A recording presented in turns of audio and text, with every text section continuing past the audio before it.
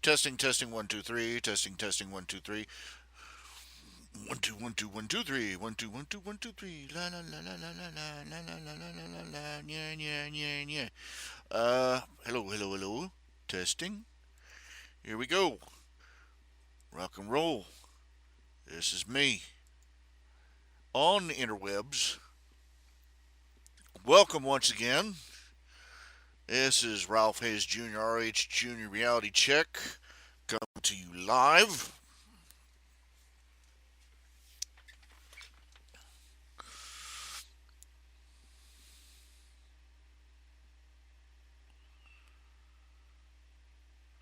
And my brain just stopped.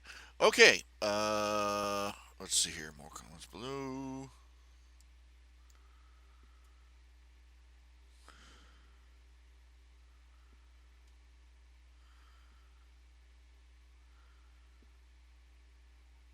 Oh, come on, think. I'm trying to think.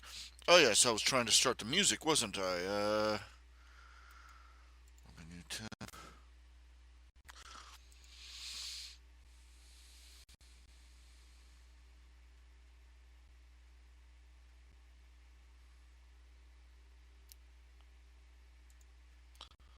I was looking at something here. What is, uh, let me change this over here.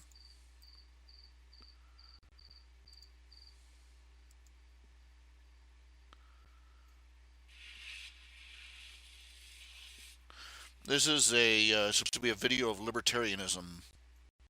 Imagine you have a friend called George.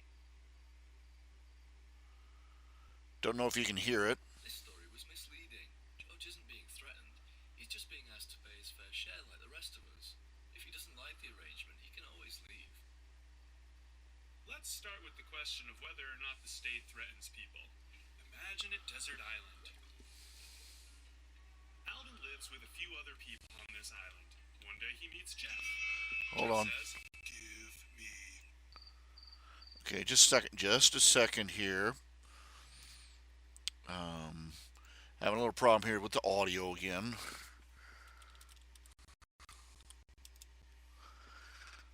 Dang, why can't I need a countertop button that will just here. Okay, live dashboard. Having a little problem here with the audio again. Okay, let me try that again. One of the things. Here we go. Okay.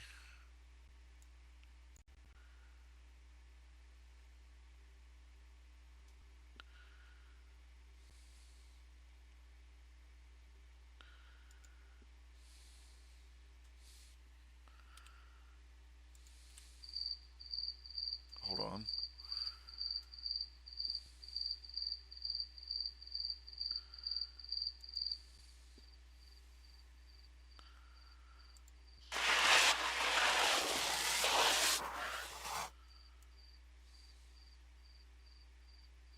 Imagine you have a friend called George. This story was misleading. George isn't being threatened. He's just being asked to pay his fair share like the rest of us. If he doesn't like the arrangement, he can always leave. Let's start with the question of whether or not the state threatens people. Imagine a desert island. Alden lives with a few other people on this island. One day he meets Jeff. Jeff says, "Give me your ball, or you'll get a beating." Jeff's threatening Alden with violence, right? Yeah, of course. But taxpayers aren't being threatened like that. No one actually gets attacked for not paying taxes. Okay, let's have Jeff say something different. He says, "Give me your ball. If you don't, I'll have to ask you to hand over your ball and your shirt. If you still don't cooperate, you'll spend the night tied to that tree. And if you resist being tied, you'll get a beating." Now Jeff's defenders could insist he'd never attack someone for something as trivial as refusing to hand over a ball. He'd only use violence as a last resort, as a penalty for breaking the rules and resisting the proper punishment. No matter how Jeff explains it, though, he is still threatening Alvin with violence, right? Okay, yes, Jeff's still threatening Albin with violence, even if the violence is a couple of steps removed. But this isn't a good analogy for taxation. For one thing, modern states use taxes to provide services that help people. Okay. So, what if you learned that Jeff just wanted to improve Albin's ball and give it back to him as a surprise? I guess I don't see Jeff as so much of a bad guy anymore, but he is still threatening Albin, which isn't okay. There are more differences between Jeff and the state, though. The state relies on taxation so that it can provide stuff that just wouldn't be possible otherwise, like roads. Private roads do exist, you know. Alright then, essential services like firefighters. There are private fire services too. Well, what about a reliable social safety net?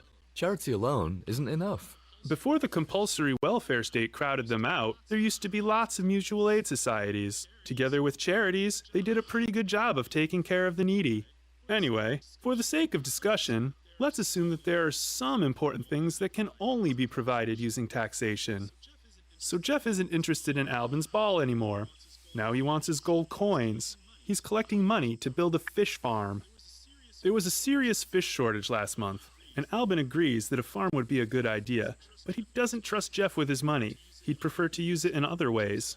Jeff says, "The farm will benefit everyone, and everyone else has paid their share. It just wouldn't be fair if you didn't chip in. That's why you'll get a beating if you don't hand over the money." Jeff just wants to prevent Albin from free riding on an improvement that will help everyone. But isn't he still threatening Albin with violence? Alright. But in a modern democracy, it's the people who decide the law through their representatives. That's very different to an island where there's no representation. Okay, let's change things on the island to fix that.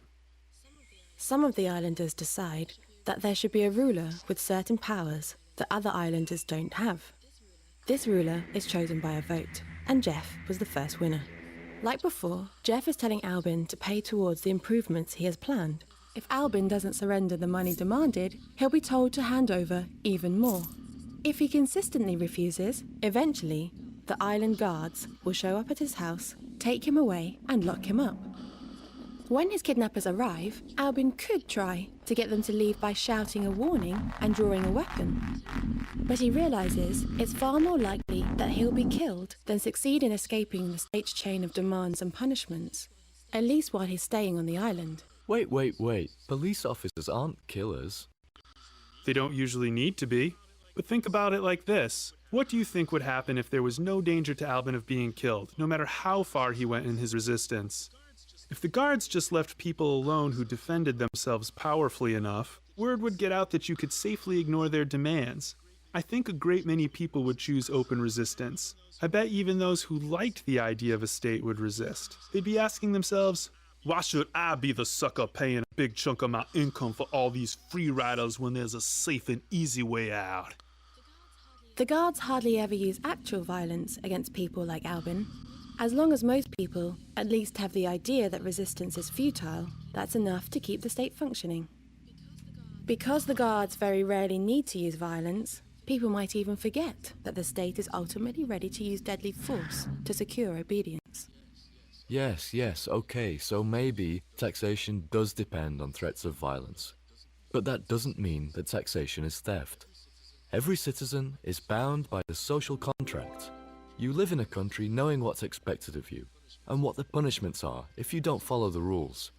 If you really don't like the terms, most states do allow you to leave. And I know what you're going to say. I never signed a social contract. But that doesn't matter. When the bill arrives in a restaurant, you have an obligation to pay, even though you didn't sign anything. It's the same kind of thing with the social contract.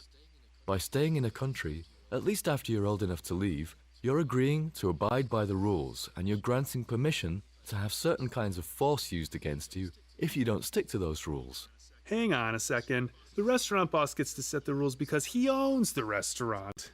It's being the owner of a thing that gives you the right to say who gets to use it and how. Some people say that a social contract exists between the state and the citizen. Okay. But how did the state come to be the owner of the land it imposes its laws on? It's important to know, because if it's not the owner, then the state has no authority to set the terms of use of that land. and it's actually aggressing against the people it taxes. Some people don't believe that the state is the rightful owner of the land it claims. To understand why, think back to the island as it was right at the beginning, before we made all the changes. In some remote corner of the island, Albin finds some wood lying on the ground and uses it to build a hut there. Do you think that Albin owns the hut? Meaning, does Albin have the right to say how other people may or may not use the hut? Yeah, sure. Albin's the owner. Does Jeff have the right to demand that Albin follow a set of rules in order to continue using the hut? No, of course not. Jeff doesn't have the right to impose conditions on Albin because it's not his hut. If Jeff physically removes Albin, does he then become the rightful owner of the hut? No, Jeff would be in the wrong. The hut still belongs to Albin. He built it. What if Jeff announced one day that he owned the uninhabited Northern Hills, even though he'd never visited them himself, and then attacked anyone who tried to use that land without his permission? Would that mean that the Northern Hills were his property? No, that would just make him a bully. He wouldn't really own the hills. That's what I think too. It sounds like you agree with me about the two ways a person can acquire property. First of all, you can homestead a thing. That means creating or improving something that wasn't previously owned. Building a shelter using unowned materials on unowned land is an example of homesteading.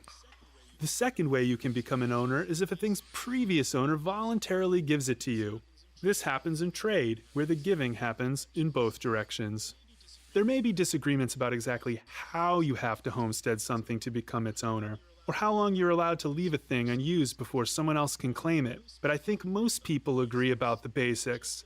Jeff doesn't own Albin's shelter or the hills. If voluntary transfer and original homesteading are the two ways to become an owner of a thing, then most of the state's claims to land ownership are suspect. That's because most of the land was already owned when the state took it by force, or the land was unowned, and instead of homesteading it, the state just threatened to punish users who didn't seek its permission. So, the state behaves like Jeff stealing Albin's shelter, or announcing that he owns the hills. But we don't believe ownership works that way. If we want to be consistent, I think we have to admit that the state doesn't own most of the land, and that there is no legitimate agreement between the state and most of the people it taxes. There is no real social contract, just threats of violence. But if we go back far enough, there are many pieces of land that were taken by force from someone. I live on land that was stolen less than 200 years ago. Does that mean I don't have a right to live there? It's a good question.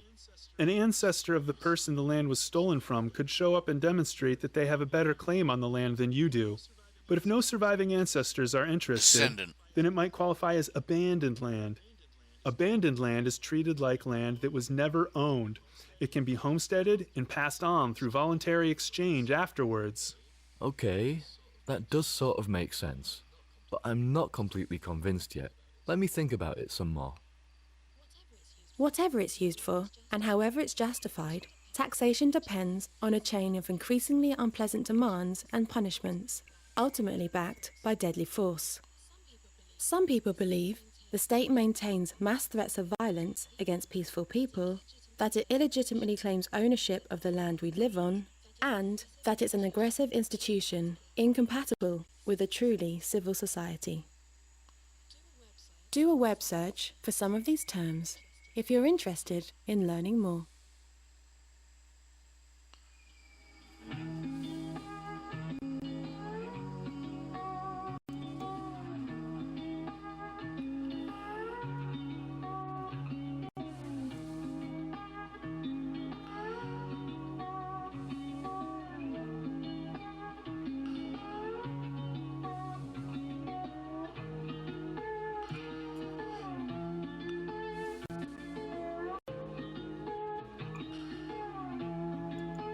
Okay, it's interesting. It's an interesting site. www.volcomic.com. VOLCOMIC.com. It's a libertarian site.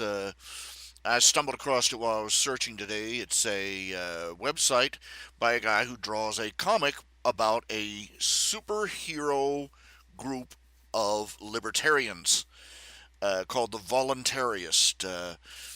I have to say it is anything but subtle. That's one of the problems. That is one of the problems with the conservative movement, the libertarian movement, so on and so forth, is that no subtlety.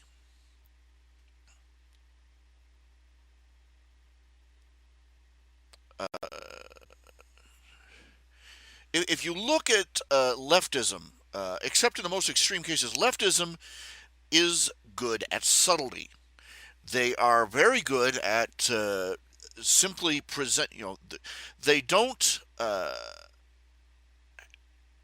They don't really have to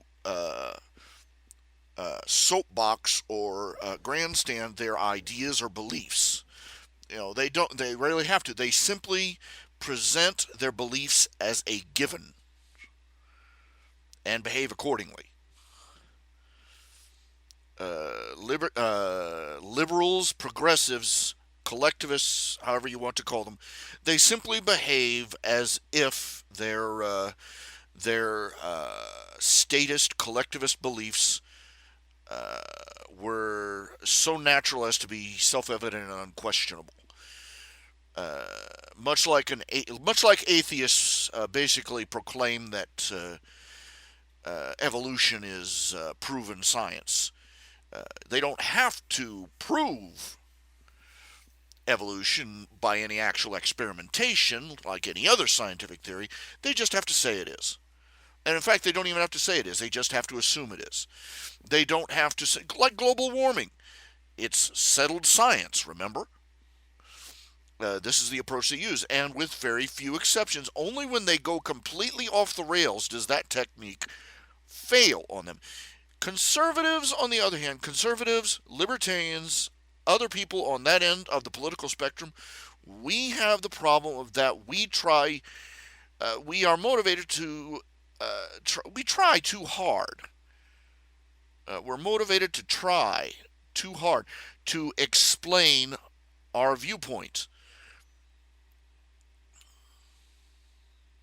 Because, quite frankly, we're sitting here going, don't these people get it? And so we try to explain it, and we end up, no matter how subtly we try to do it, to explain it, we end up soapboxing. And quite frankly, some of us can be very ham-fisted about it. It's necessary sometimes. I mean, it happens to work from time to time. To wit, Rush Limbaugh's tactics work because he is a pundit. Ann Coulter's tactics work because she is a pundit. But outside of punditry, outside of the open rhetorical debates, we are not very good at integrating our beliefs into, for instance, our entertainment, our music, our culture.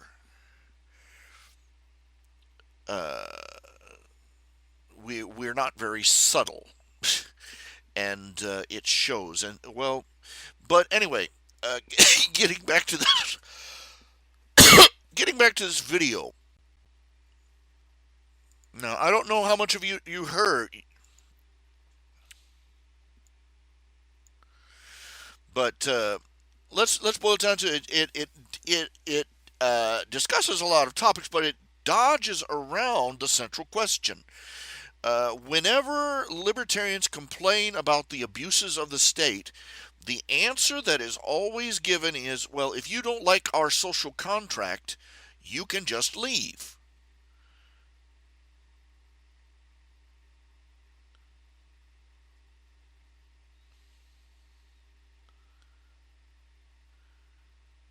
Let's answer. Let's stop for a minute and consider that actual question, the question that they never answered. That would be a legitimate answer. That is a legitimate answer if you can leave. That is it's a legitimate argument. But only if you can actually leave.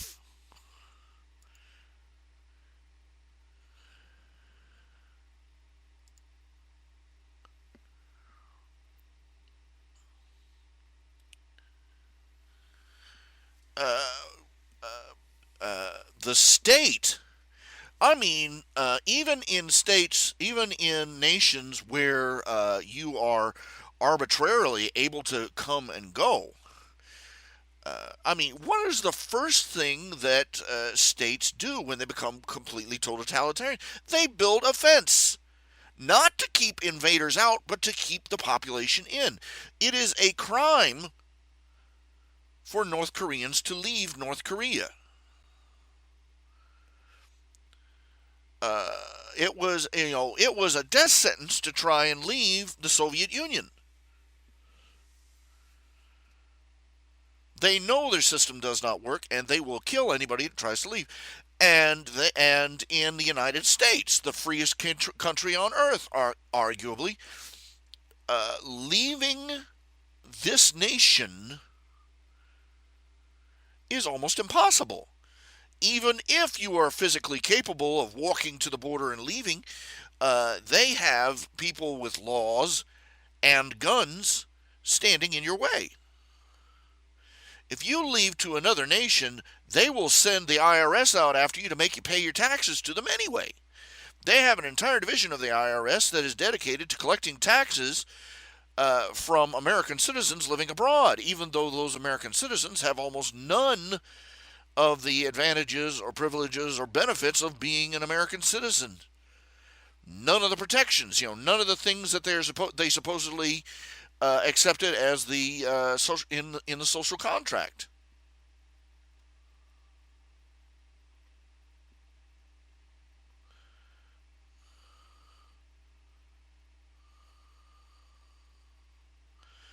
And speaking of the social contract, it assumes ownership. We're talking about ownership in the American Constitution. It is supposed to be the people who own the land, and not as a collective under the government, as individuals, as citizens. The government is supposed to be an organization that works for the people the same way a butler works for somebody who owns a manor. The butler does not own the mansion he works in. Now, things would be, if you came into a house and found the butler was threatening the owner of the house and telling him he could not, he could not use certain rooms or eat certain food out of the refrigerator, or and was threatening violence if he tried, you would conclude that there was something very, very wrong here. That the butler was usurping control of the house from the owner.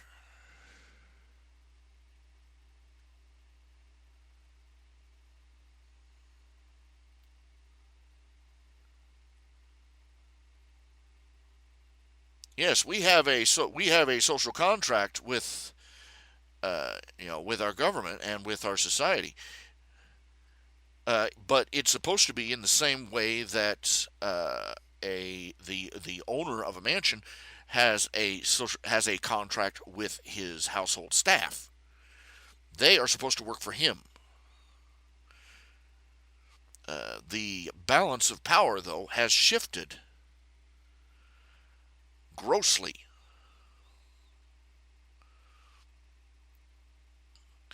And that happened the instant the state decided that it could tax the people, take money from them by force, and use it on them for purposes which the people did not intend. The government does not even pretend to ask people's permission before it spends their money. If you had a butler that took your wallet and used your credit card for whatever he wanted, even if you benefited on a peripheral, he buys himself a widescreen TV and you can get to watch it. he's still screwing you over. And yet again, we go back to the question. Well, if you don't like if you don't like the situation, you get to leave. No, no, no, no. That's like saying, if an old man being held captive in his mansion by his butler doesn't like the circumstances, oh, why don't you just leave? Great. He rolls his wheelchair out of the house. The butler keeps the house. It is the people who own, you and I. We are supposed to own the land. We are supposed to own the buildings and the houses and the factories and the copyright material and the money in the banks. But most people, when they flee a state, usually escape with little more than the clothes on their backs and their very lives. And if you tried to leave America without the government's permission, the government would confiscate everything you left behind that you couldn't carry along with you.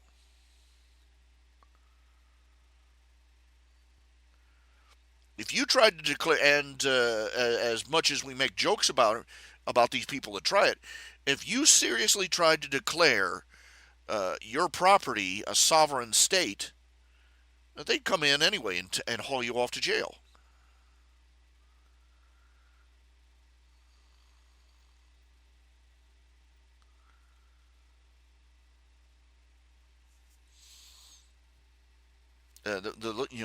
This is why libertarianism and conservatism, why conservative libertarians struggle to be heard, because we don't address they don't address the question directly. They don't have, uh, have they don't have down the art of subtlety, and they spend too much time explaining minor details when a larger picture would, a more simple picture would get the idea across better. That whole video was supposed to be about the question, well, if you don't like it, just leave. It would have been so much simpler as can we? No, states will not let people leave. The whole Civil War was precisely about that. The government, the Union didn't come down and kick the South's ass for having slaves. The Union didn't care whether or not they had slaves. They only cared about what the South was doing when the South tried to leave the Union. That's precisely what happened. If you don't like it, you can leave. We tried that. The result was the Civil War. And the North came, and the statists came down and killed people for trying to leave. Oh, well, they deserved it. They were slavers. Yeah, big flippin' whoop-de-doo. So were the Northerners. They considered the Southern people to be their property.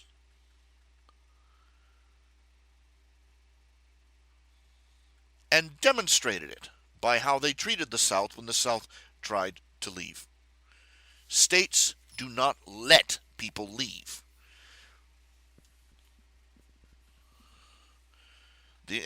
Quite frankly, the only difference in that regard between one form of government as it is today and the next is how difficult they make it.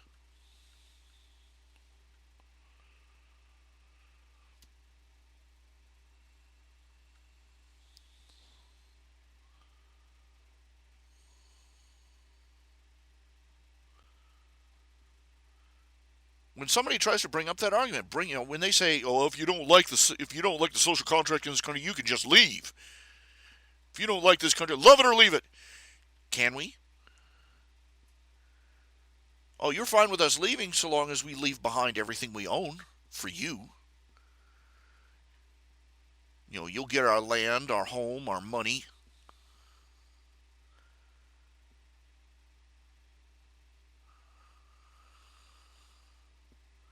You'll hold our family hostage if we refuse to keep giving you money after we leave. you'll make us pay through the nose just to walk out the front door.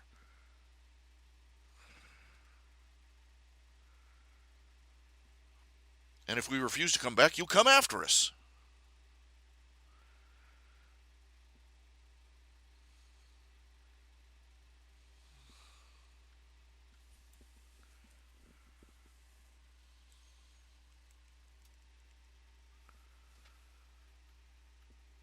Think about it. Think about it long and hard. Okay, I'm maxing out the. Woo, it's a little loud there. Turn it down. I'm trying to hit a decent audio balance here. Adobe Flash Media Live Encoder, the audio thingy. It has a sound meter, but it's very slow to react, and I can't really tell how loud the sound is going out. I've got 3 different meters measuring the sound at different points in this level. Here, let me try this. Testing, 1, 2, 3. Testing, 1, 2, 3. Turn that way all the way up. Turn that one all the way up. Testing. Okay, that's bordering on the, it's all the way up the green and it's bordering into the yellow. But there we go. But you get my point.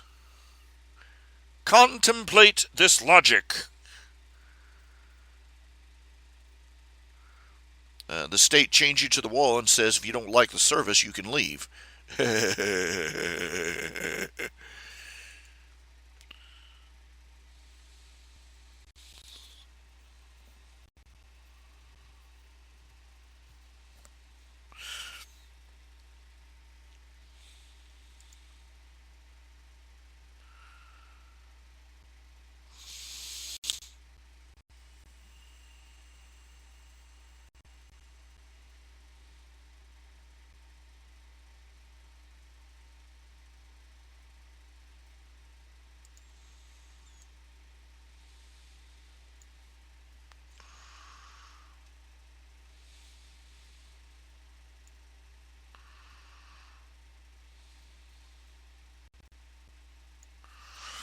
Now, random thought. You know that new feminist symbol? That feminist symbol. Let me pull it up here. I really need to do something to make it a little more organized here.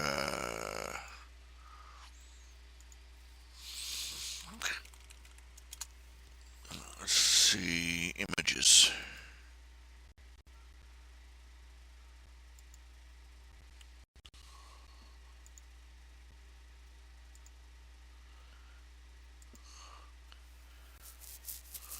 Look at that.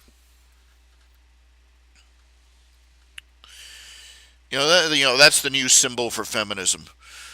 I just got to say, the only thing I can think of whenever I see that symbol is somebody punching someone in the uterus.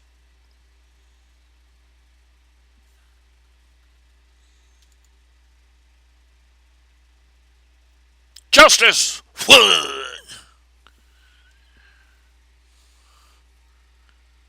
Well, I mean, really, you know.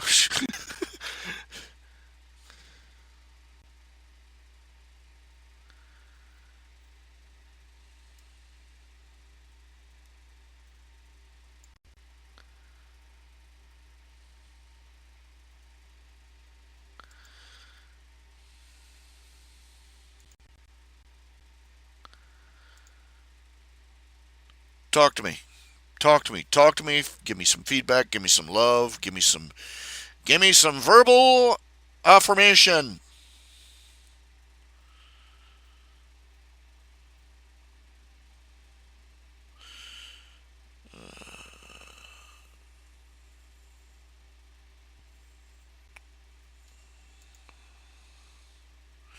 Men and women are not equal. They are not equal. To say that men and women are equal is to imply that they are interchangeable.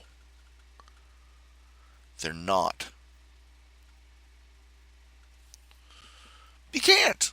It's impossible. There are things that a man, there are a woman cannot be a man. A man cannot be a woman.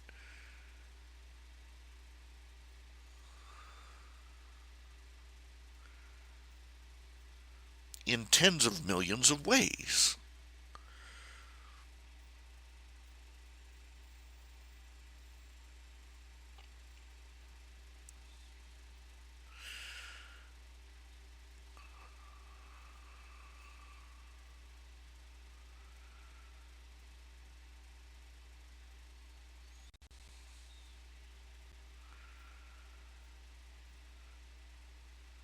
They should stop worrying about people treating people quote unquote equally and start worry about treating them fairly and justly.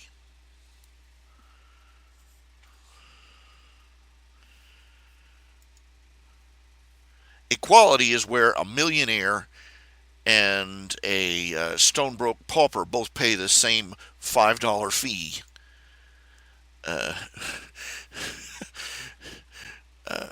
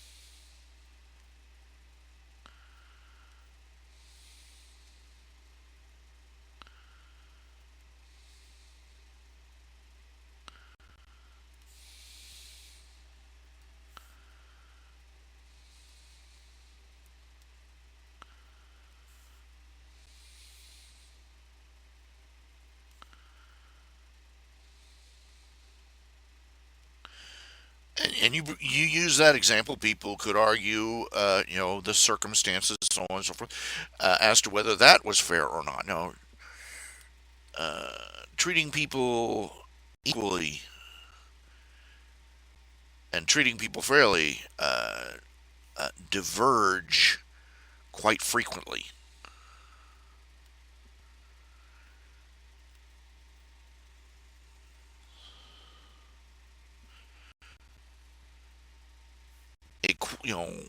The feminist idea of equality is for both men and women to go topless.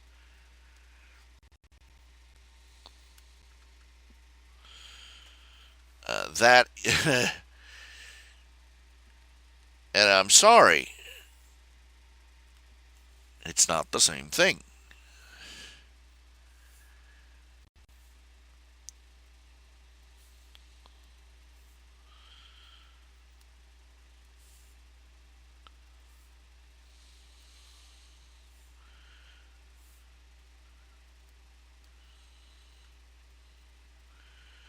Or that both men and women have the right to breastfeed. Yeah, that'll work. Oh, yeah.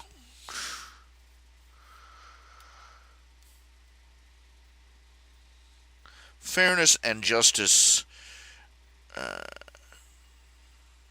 can become complicated.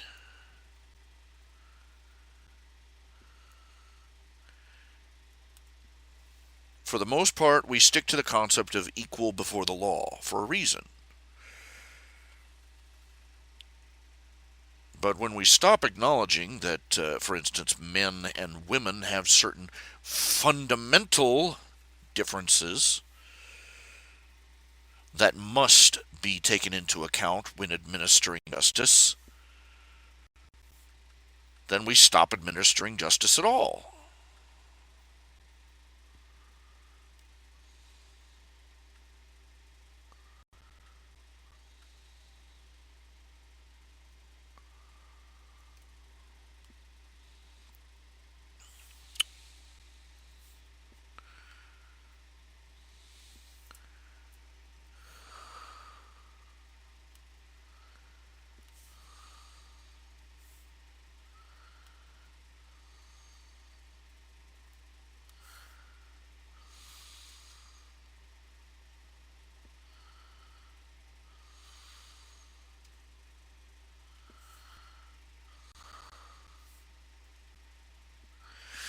I found myself spending several hours just bopping back and forth between the comments section on my stories and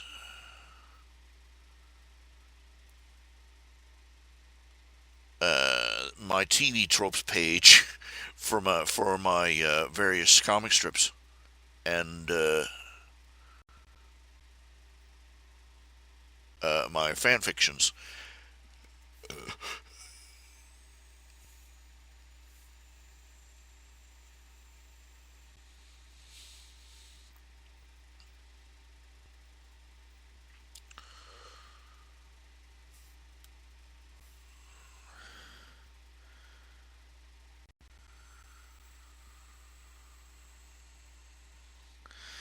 And it made me realize to some extent I have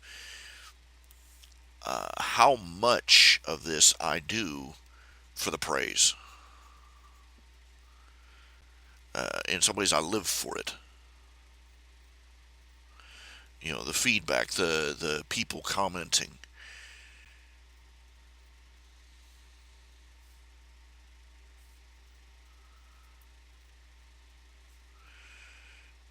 To the point I've started wondering whether it's really healthier Christian to be that needy of praise and feedback.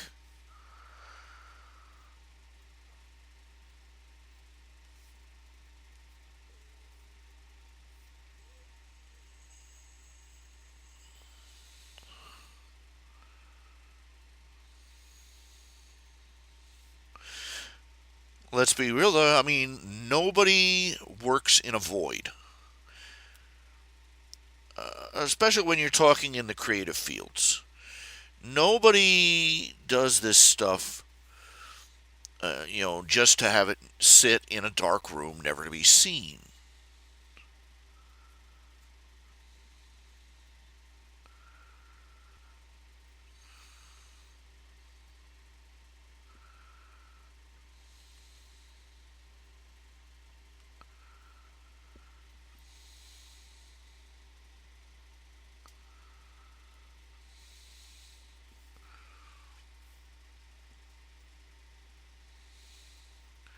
And let's be honest, God uses that as a motivator for humanity. I mean, the promises we receive of rewards that we will receive for the things we do for Him. I mean, there are rewards in heavens. There will be praise in heaven for the good work. Well done, thou good and faithful servant.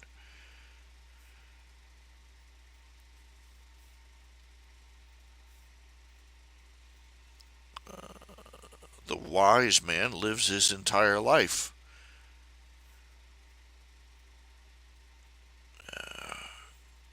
for to hear that someday.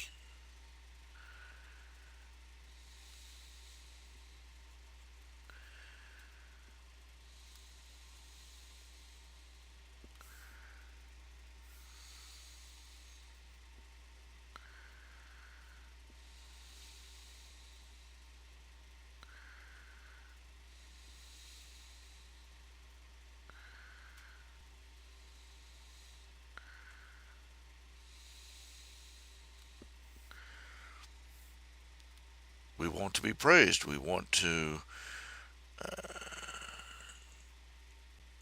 know that what we have done is praiseworthy, that it is pleased. This is also why we are told to be wary of the praise of men.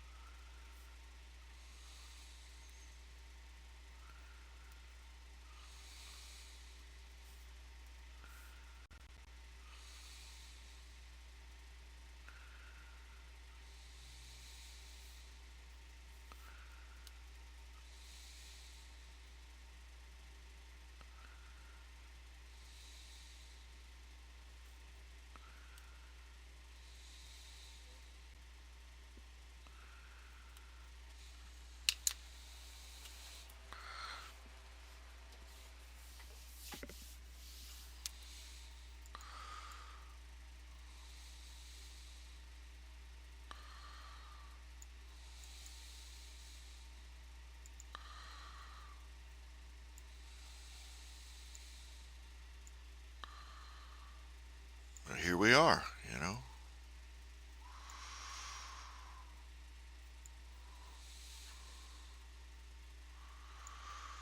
In my case, you know, I you know, I get this little juice from, this little juice boost from opening up a page of, just opening up YouTube and reading comments, and they're describing one trope or another in my latest chapter. I'm like, ooh, they read the story, and they go, oh, they spotted that,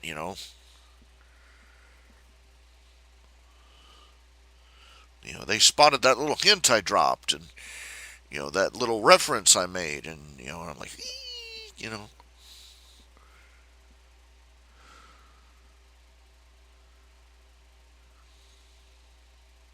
Of course, when they get it wrong, I'm like, no, no, no, no, no, not like that, like that. This over here, not like that. Where did you come up with that? I didn't say that. But there you have it. But most of the time, it's people who go, oh yeah, yeah, yeah. They got that, they caught that little joke I made. They made, that reference I made, and and I try and draw a dramatic scene in there, and they listed under dramatic scenes 101, and I'm like, hey, like, uh,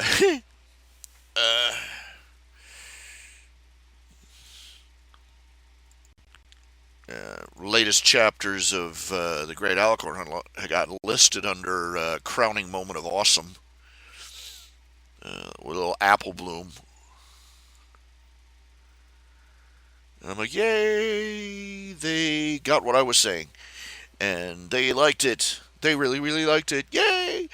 And apparently, I seem to have a gift for Michael Bay levels of over the top action. Maybe I should have been a comic book writer. Maybe I should have written scripts for comic books, because apparently when I just like throw out all the stops, kick everything over, you just open the throttle all the way and just go, right over the top with it. People love it.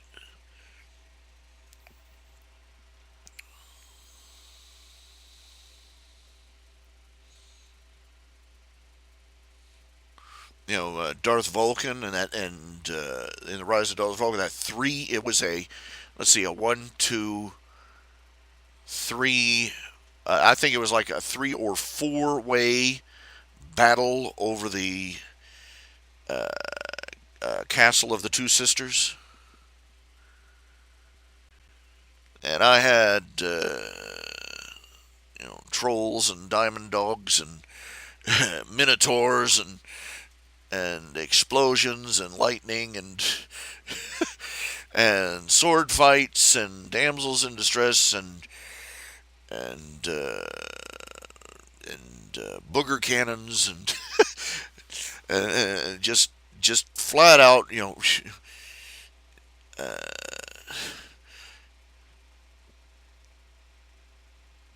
we have obviously gone too far. Let's keep going and see what happens, And then in the Crystal Empire, just that's like my example right there. It starts out with a cute little story. It's going to be a cute. I say this every so often. You can see the chapter that was the original story was supposed to be, where Shining Armor is at home with Nyx, and he's, trying to, she's bummed out because her magic stinks, and he shows it, and then they get in that little water fight. That was the chapter that was supposed to be the whole story, that about him and her. It was supposed to be a 1-chapter story about him having to babysit her for one day, and realizing, this isn't my enemy. This is just a little girl, and she wants nothing more than to be, just desperately wants nothing more than to be loved. And reconciling between the two. And then I realized, how am I going to get them from the Crystal Empire all the way over there? And then I had to have Twilight go to the Crystal Empire. And then I had to figure out why she was at the Crystal Empire. And then I had to figure out the consequences. And next thing I know, there are 5 giant Japanese-sized monsters rampaging through the Crystal Empire. and Spike taking them all on barehanded in a giant suit of battle armor, and I'm ripping off Ten Toppin Gurren Lagann of all things,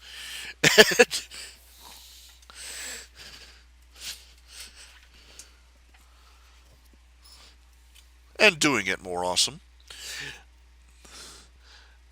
I'm sitting there at the end of like 30 chapters, like, what the hell happened?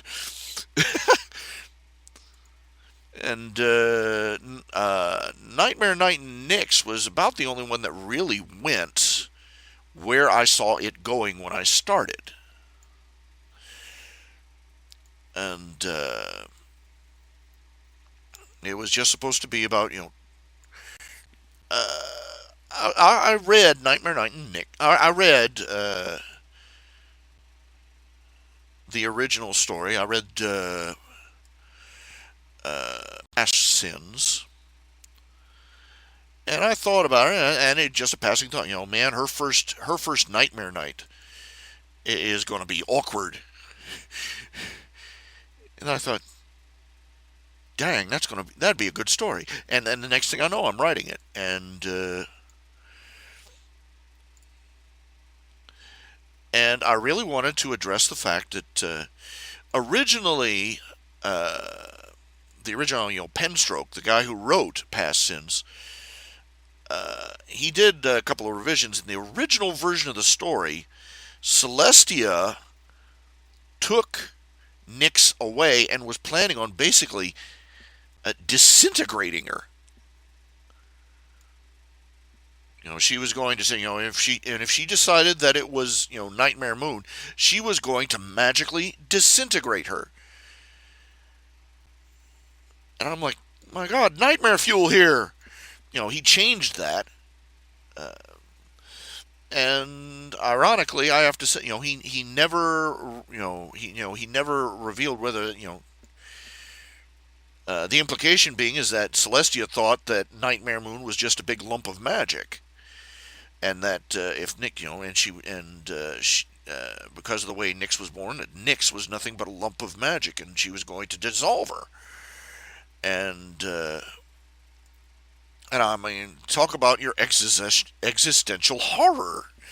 And I wanted to address that. I was like, I mean, that had to, that a little girl finds that out, and finds out that people thought she wasn't a real person, that she wasn't even a real living thing. Uh, you know, the horror of that. Just had and how devastating would that be for a little girl, for a little child? And so I tackled that, and for that reason, I had to introduce the what everybody has been calling the Greek alphabet cult, which was basically the villains of the piece,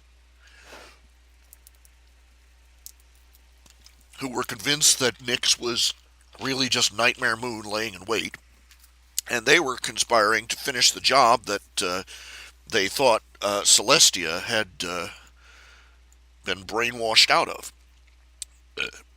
Pardon. Uh, and by the time it was in, pretty dramatic finale, really. I was trying to subvert expectations a little bit with that story. I was trying to subvert expectations. First of all, I tried to make them out as a bunch of just clownish boobs. The in the original story, the cultists were frickin' scary. Well, for a given amount of scary, but they were sinister villains, and they were competent, and they were genre savvy, uh, and they pretty much got their way. And so I tried to make the Alphabet Gang a bunch of incompetent boobs, all the way to the point where their sinister disguises were those crappy Halloween masks that they bought at bulk at a novelty shop. Uh, you remember those, don't you? Oh man, they were the worst. They were the absolute worst. When I was a kid, a couple of Halloweens that time, that back then, they were the absolute worst. They really were. You would get a mask, the crimply plastic mask. I don't know what they were made of. Bakelite. They were flimsy and brittle, and they had I mean, they didn't even have a decent rubber band to wrap around the back of your head, and just awful. And instead of a costume that looked like the character, you wore a poncho with a picture of the character on it.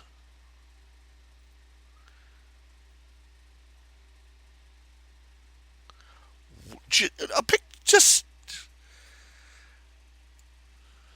that sucked in the way that only the Cutie Mark Crusaders Cutie Marks episode sucked. You know what I'm saying?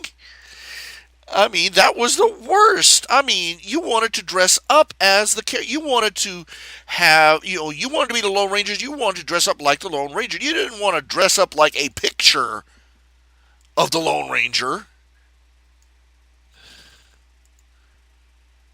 You might as well have just walked outside with a paper bag over your head and a sign around the neck that said, "I'm the Lone Ranger." Pretend real hard. It was awful. But everybody used them, and everybody bought them for the kids because they were cheap. Man, they were the worst. And I just had to do a tribute to them in the story. Having these sinister villains all by, and one of them going, I'll trade you I'll trade you my welcome back Connor for your ghost, Oh man. I mean, grown-ups are terrible. Grown-ups just have this natural gift for just ruining things for kids. Let's be fair. I mean, kids used to play baseball for fun. They used to go, they'd get out there and they'd, get a team together and then they'd go play in the sandlot. And what do we get? Pee wee baseball. Grown-ups got involved. Pee wee baseball, where you had to, just what everybody need, franchising.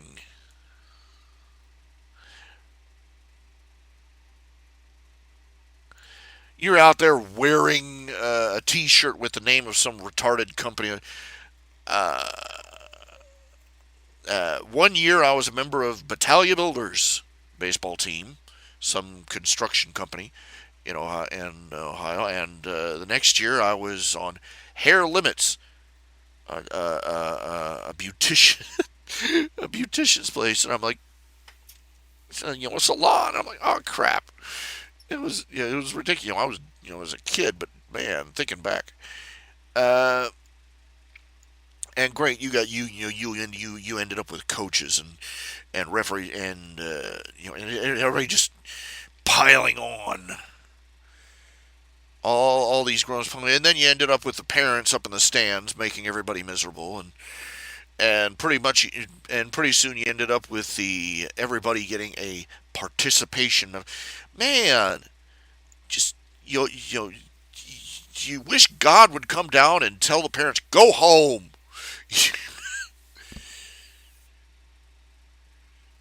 It's like parents labored under the delusion that kids would not know how to play. Not how to play baseball, but that they would not know how to play without a parent standing there coaching them. And you had these sad parents trying to live out their long lost dream of being in the big leagues themselves.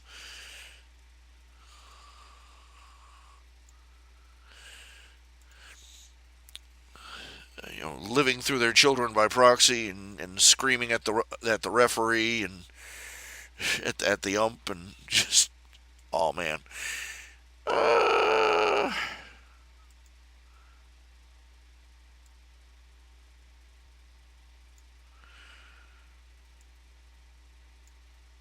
Sometimes I think my dad, my dad wasn't anything like any of that. Thank God.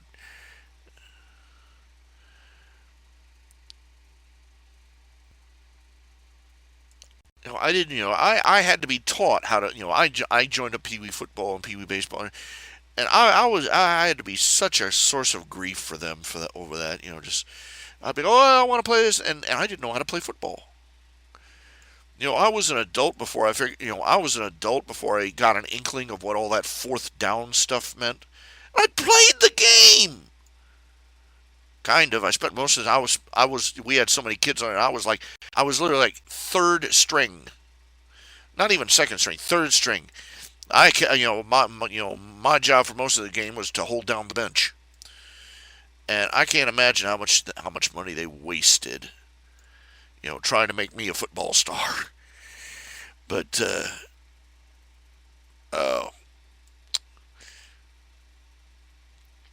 parents got to run out there and get involved. Get involved. And and kids that really, really liked sports were the ones going, "Will you please go home so we can play?"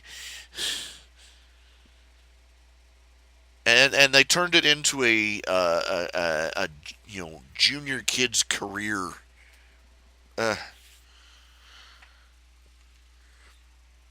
Why did they do that? Because it boiled down to the same thing. You really think about it, because the real reason they got involved is because some little kid came home crying and said, "None of the other kids will let me play." And the next thing you know, they're handing out participant trophies to every kid that signs up. So just parents, just if you see children play, just leave them alone. Leave them alone. They know how to play. They didn't need any instruction in that. Never needed it.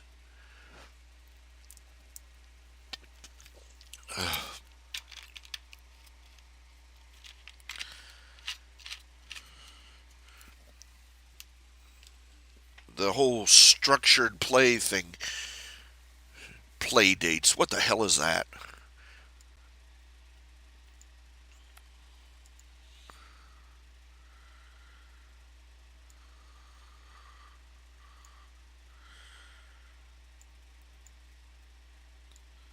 Play dates. That's an adult going, "My life isn't obsessive compulsive enough."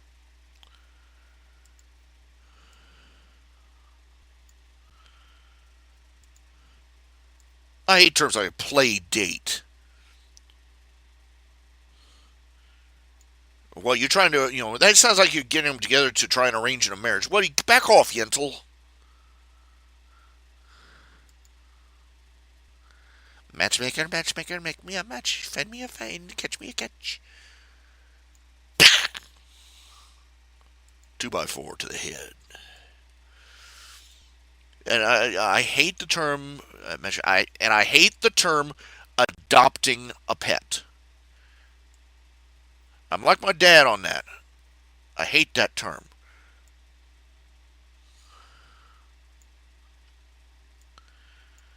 You do not adopt a pet. You buy a pet.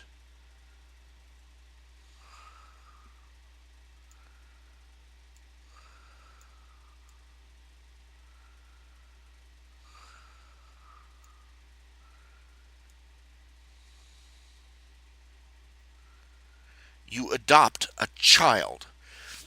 And if I catch you calling, oh, puppy dog, mommy's home. No, get away. Unless you gave birth to that thing, in which case you should be in a freak show in a circus. Get out. You not that thing's mommy.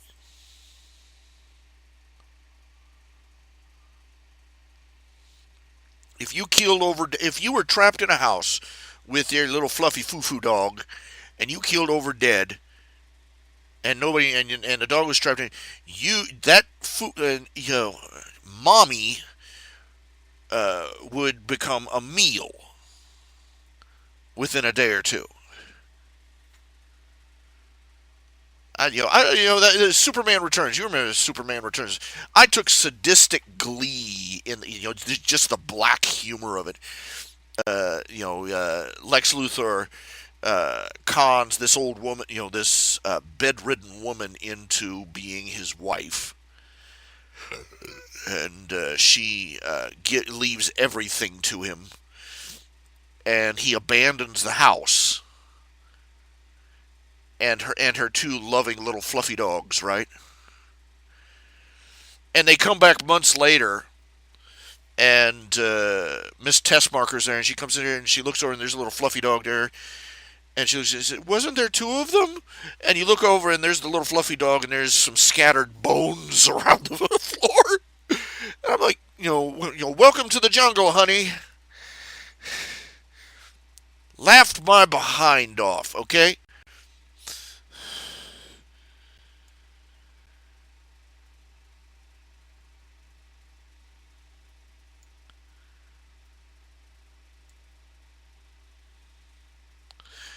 That thing is not your child, all right? It is not your child. It is your pet. It is your property. And in a pinch, it's your emergency food supply. All right?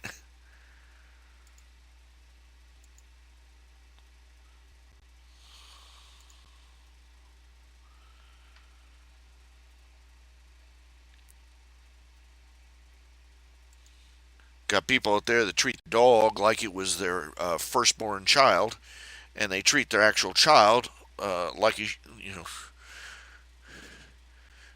with less respect than they give to a potted plant.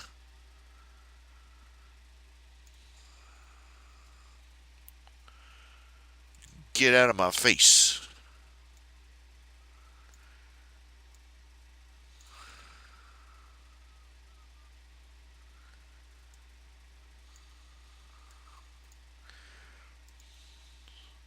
And don't talk about, oh, you're such a barbarian to your animals. I'm like, I've had pets. I've had a dog. I've had a dog. I got a cat.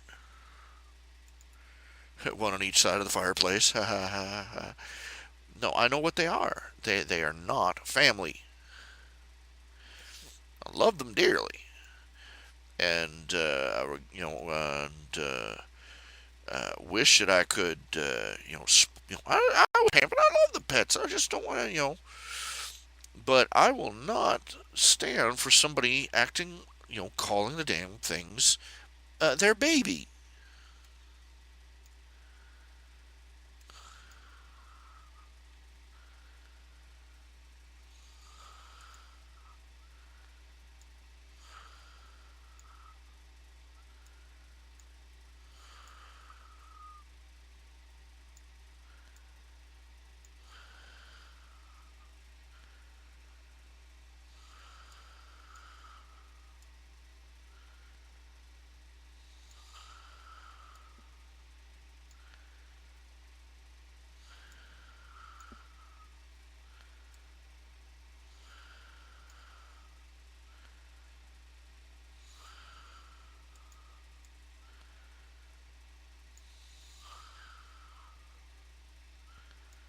Don't do that around me. I don't. You just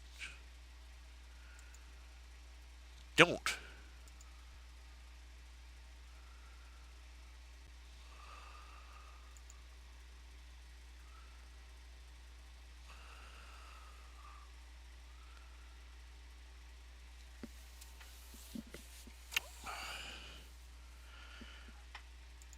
Uh,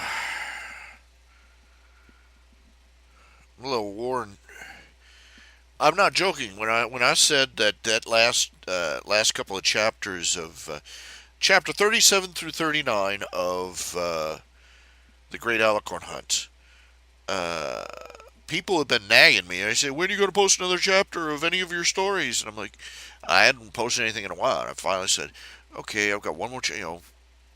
I posted that. I posted that chapter where Apple Bloom had a nightmare, and people are, oh, yeah, get out off your soapbox. We know you don't like that episode. We know you don't like that. I had I had plans for where the story was going, and I sort of incorporated that. And I'm like, oh, geez, get off my case.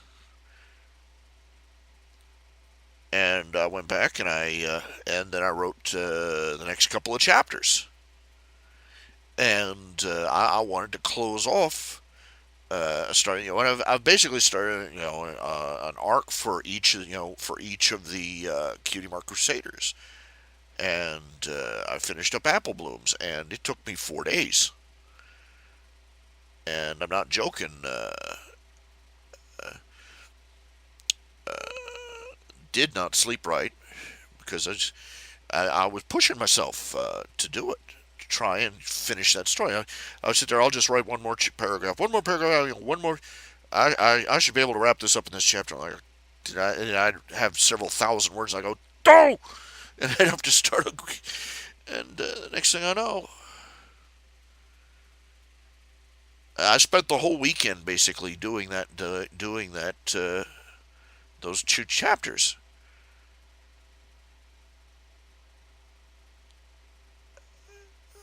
And that is how it is. That is how it is with me when when the muse is really driving. When I'm in the middle of a project and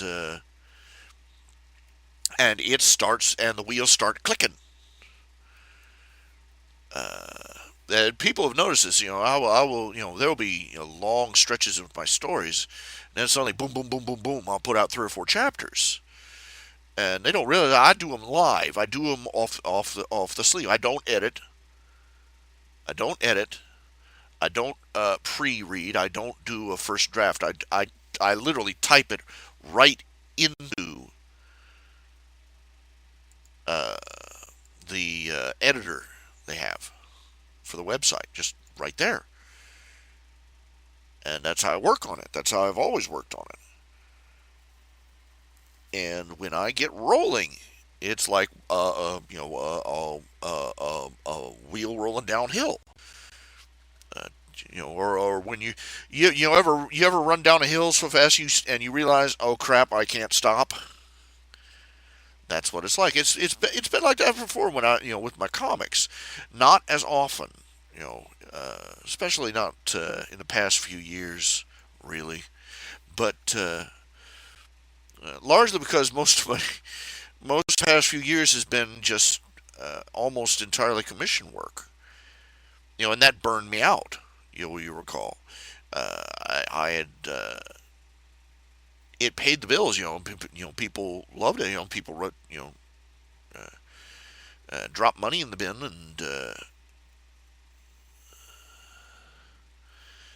and it certainly made paying for everything easier. But it was burning me out.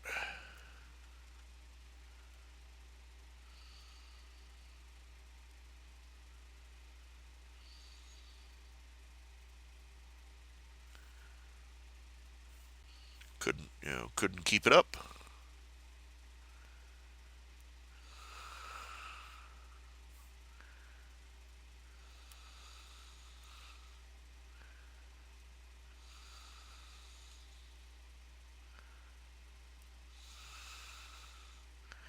And it seemed to have sapped all my creativity. Uh,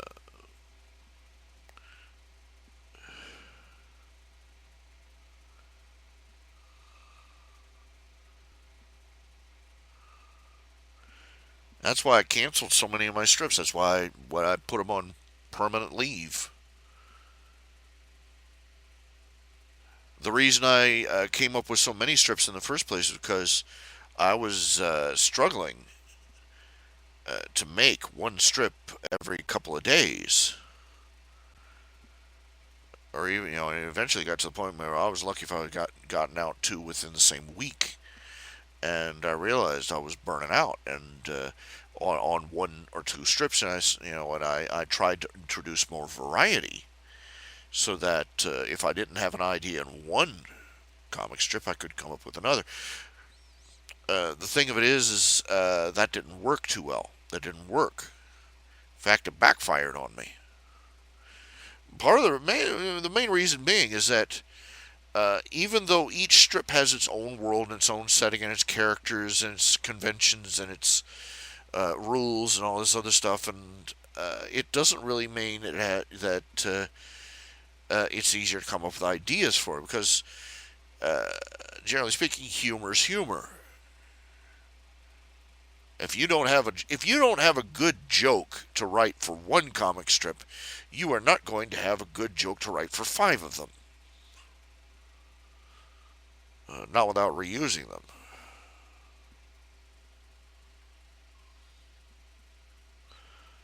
Do you follow what I'm saying?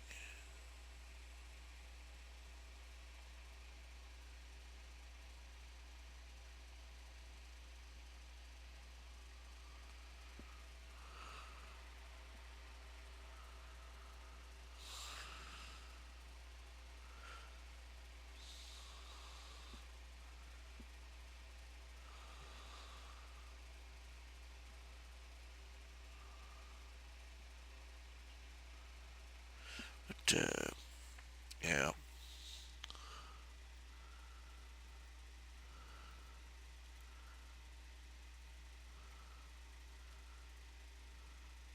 Most of the time over the past couple of years has been me, all the hiatuses and everything, of me trying to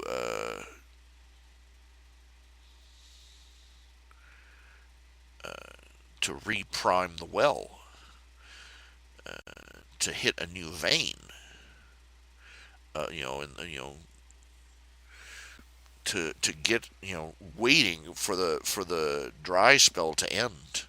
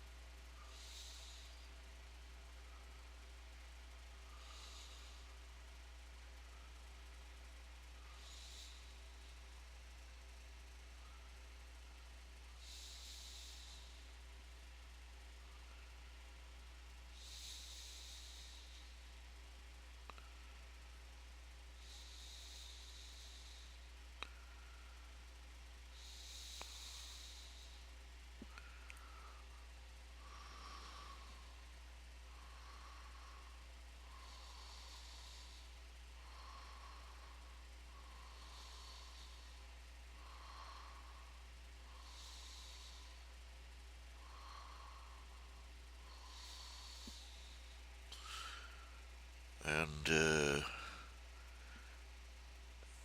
quite some time. Over the years, over this past couple of years, I've wondered if I've had any real juice left.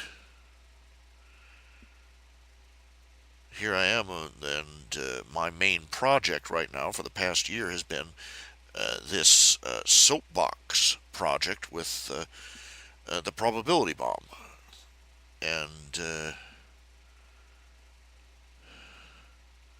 I'm going to be grinding at that for ages. I really am. I grossly overestimated how quickly I could draw and how quickly I could write and how long it would take me to finish a project like that.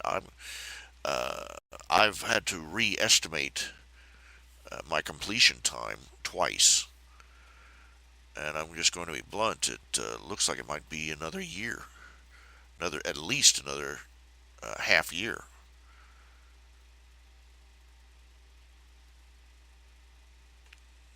And in the meanwhile, I still got to keep paying the bills too.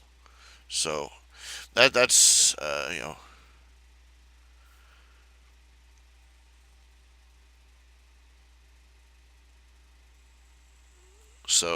that's going to make things a little slower too.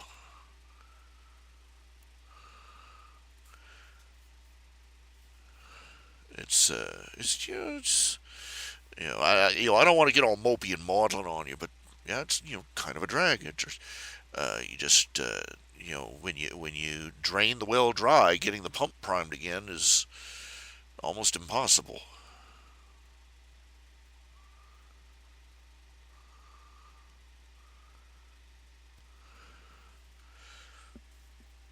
And the fact that most of the jokes that can be told today, anything culturally relevant, especially, I've been at it for let's see,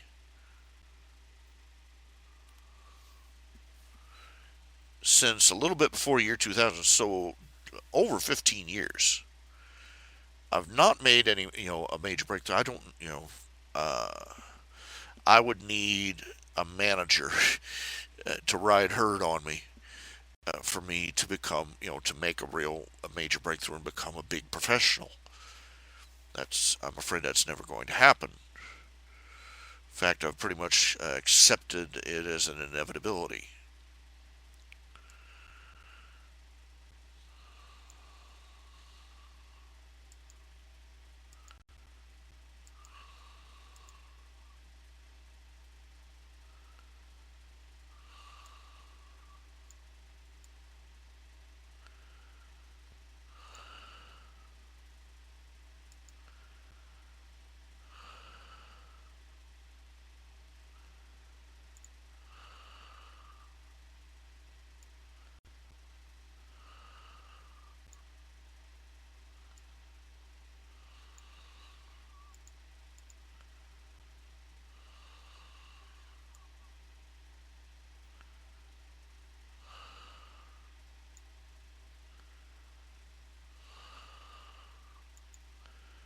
That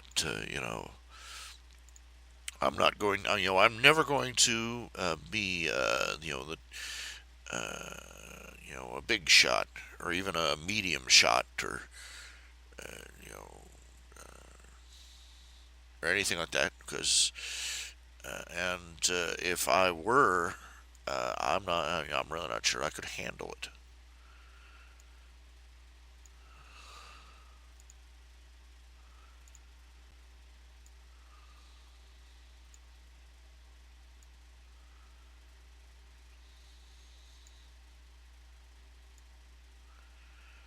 I'm not going to be the next Jim Davis. I'm not probably not. I'm not going to be the next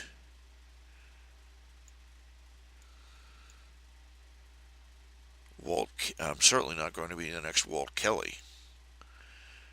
It's just not going to happen.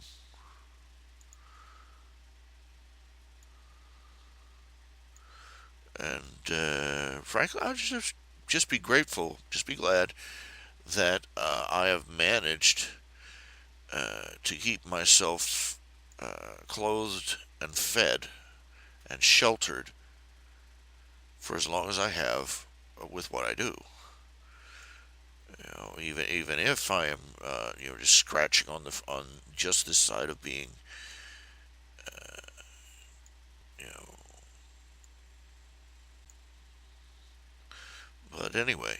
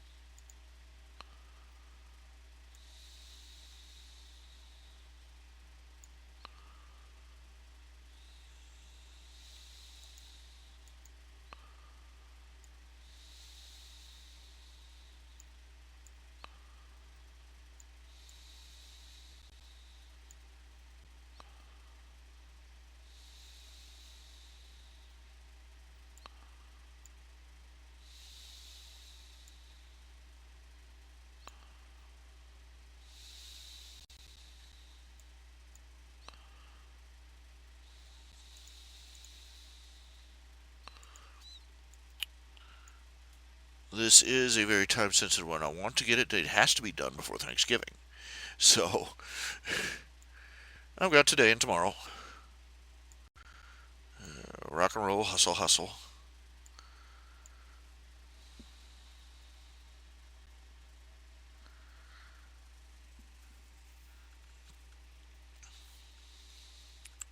You know, it's funny. Normally I always start my drawings with the eyes.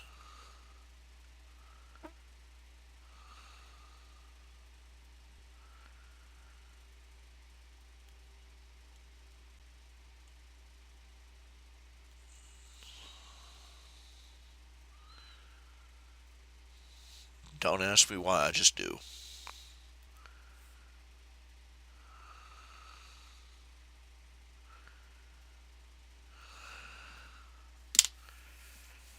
Oh, I gotta show you this. Okay, let's see here. YouTube.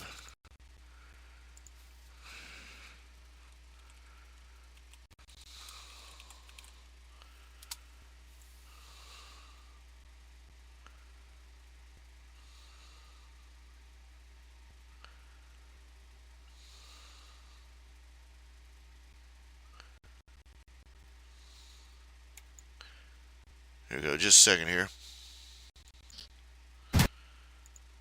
Change that. Whoops, forgot to switch the camera over here. Just a second. Check the camera. Check the camera. Okay. I'm looking forward to this one. I'm still looking forward to this one. Coming through! This is Officer McCorn. We got a 1031. I got dibs! Officer Hobbs! I am in pursuit! Woo! Woo! I need you to run a plate. Flash is the fastest guy in there. He can run the plate like that. Wait. They're all sloths?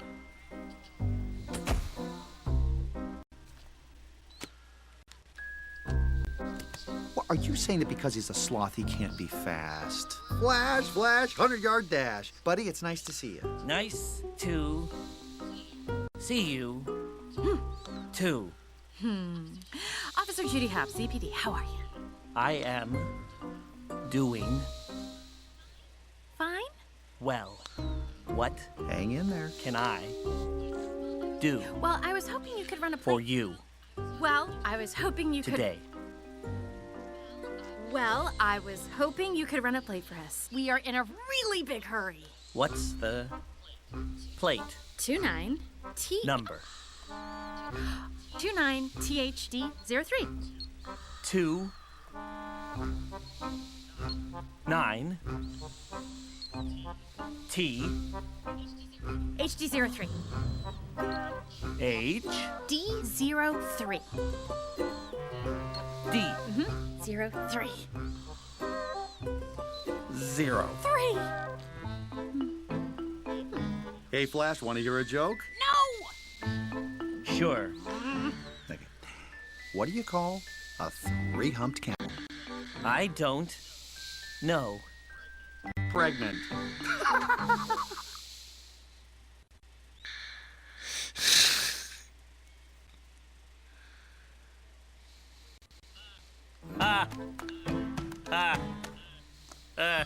Ah, yes, very funny, very funny. Can we please just focus on the task? Hey. Wait. Priscilla, Oh, no! Yes. Flash? what do No! you call A three-humped camel? Pregnant! Okay, great, Three. we got it. Please jump. humped? Ah! Hurry! We gotta beat the rush hour in. It's night! That is gonna be so awesome.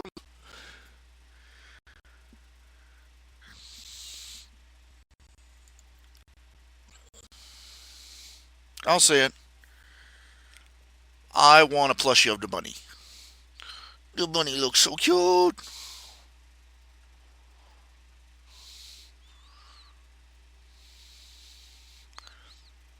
Anyway,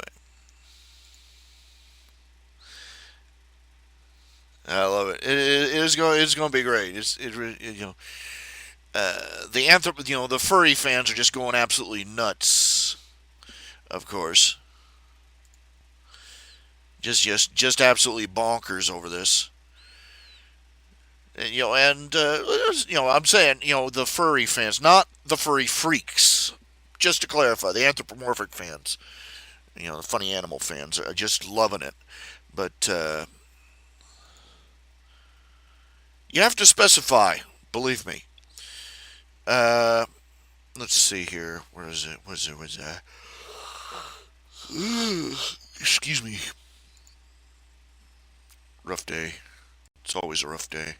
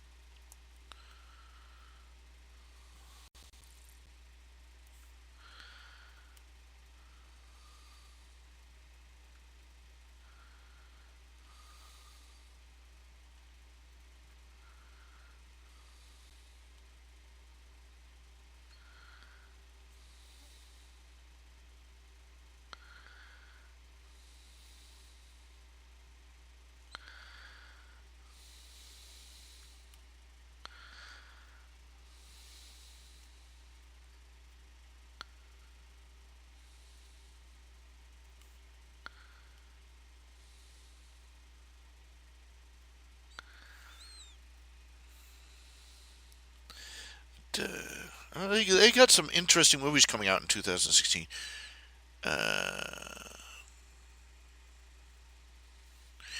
The interesting looking anyway.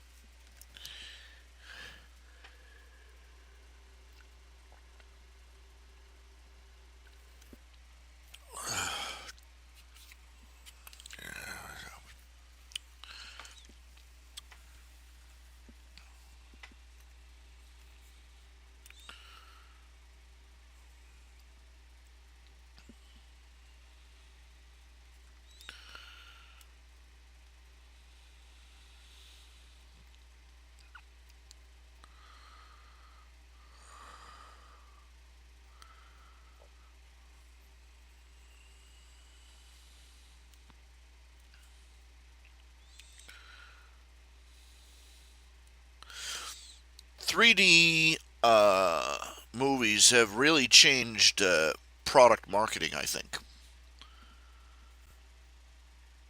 Toy marketing. Because now kids know that, yes, you can make a toy look exactly like in the movie. Before, it was you were lucky if the thing approximately resembled it. I mean, you should see some of the really old Mickey Mouse toys. The old Mickey, the very first Mickey Mouse costumes, man, nightmarish looking things. I mean, like childhood trauma time. But and now they've got these, there it is.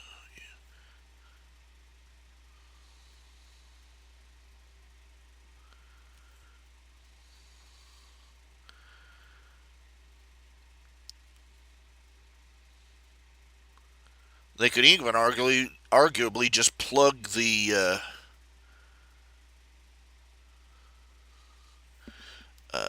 model in from the movie itself into the toy extruder and get it exactly line for line. Not sure they don't do that now.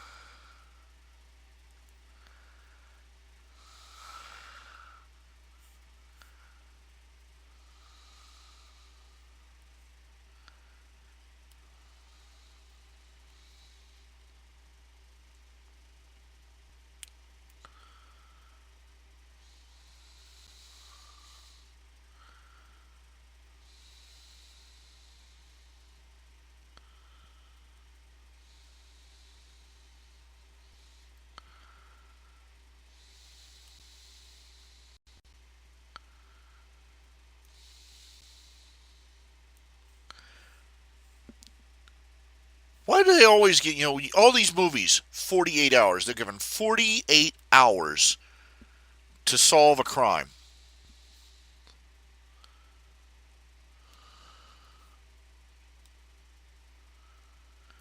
I'll tell you, it comes from that first movie. It was a movie with Eddie Murphy, 48 hours. And its sequel, another 48 hours. And so now every movie, you've got 48 hours to solve this here mystery. Like, come on.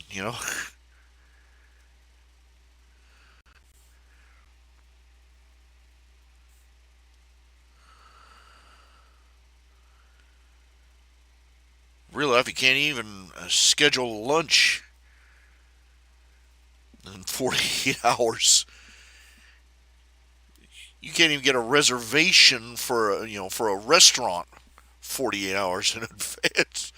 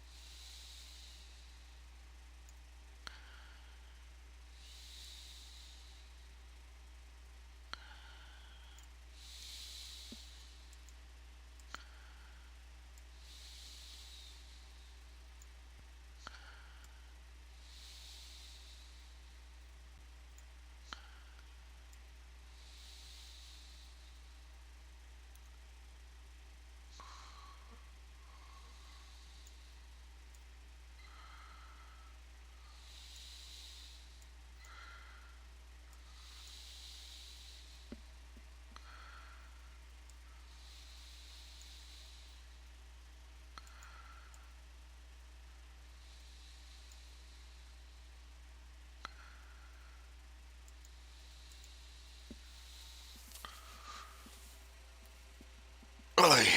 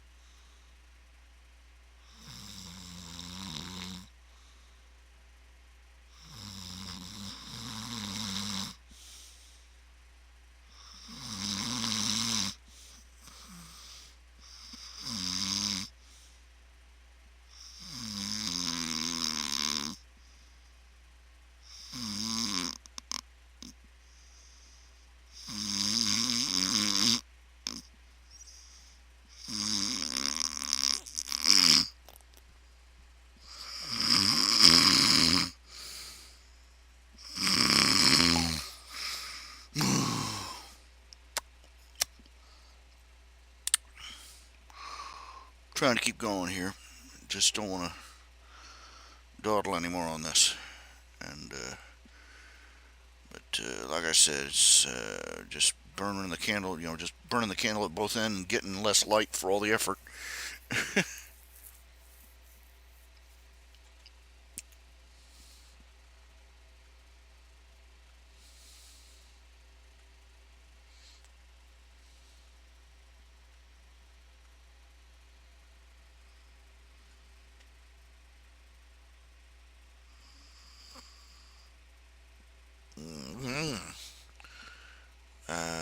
Let's see here. Let's get talking again. Let's get talking. Got to get the blood flowing. Need some music, but I don't know where I could get to. Yeah. I addressed this issue before earlier at the beginning of the shows. One of the arguments statists make against libertarian principles is they say, if that we're all part of a social contract. That by living here we agree to abide by the system, and if you don't like it, leave. Basically, they're being sarcastic, but that's exactly what they mean. Is that if you object to how the government does everything, then you ought to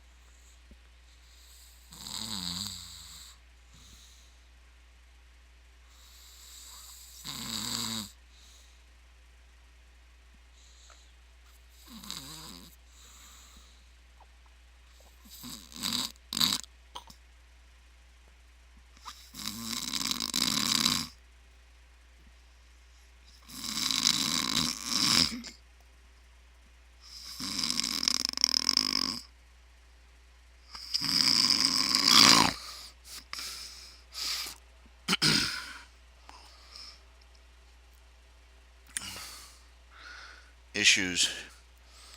The thing of it is that we ran a video as if you don't like it, you can leave. And they went into a lot of talk and philosophical talk about various issues, but they skirted around the question. And I ended up writing, making homage in fan fiction.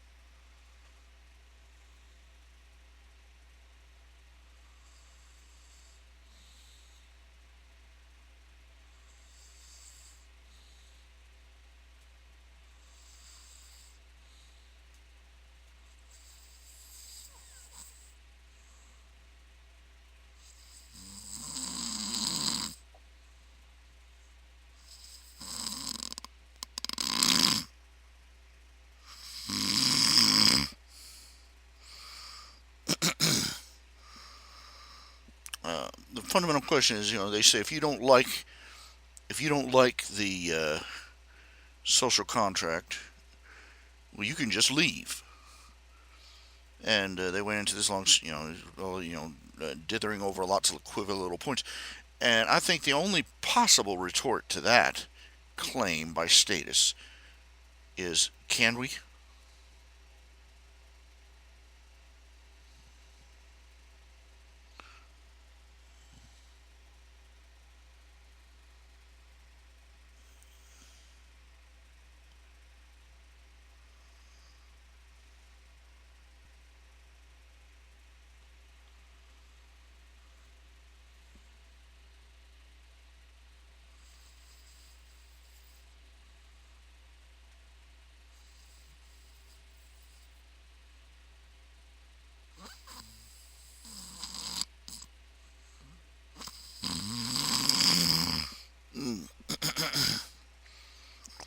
I keep losing my train of thought.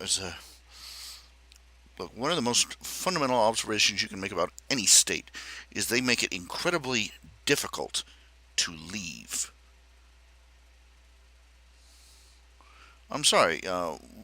We tried that. You keep saying, even in America, this happens.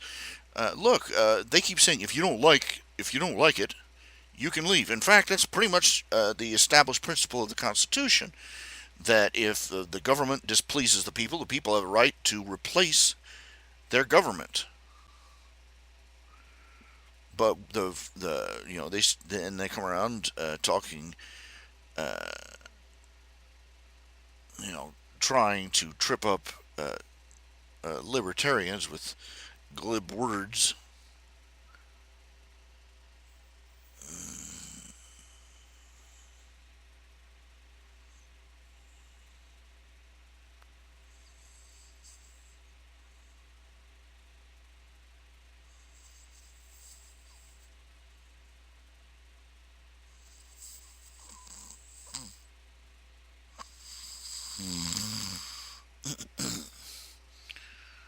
And again, I've lost my train of thought. Like I said, the fundamental example is it is in our Constitution. It was the founding principle of our Constitution that we had a right to secede from our government because we disapproved of how they were supervising things. And the democratic government of Great Britain came after us with the most powerful military in its possession.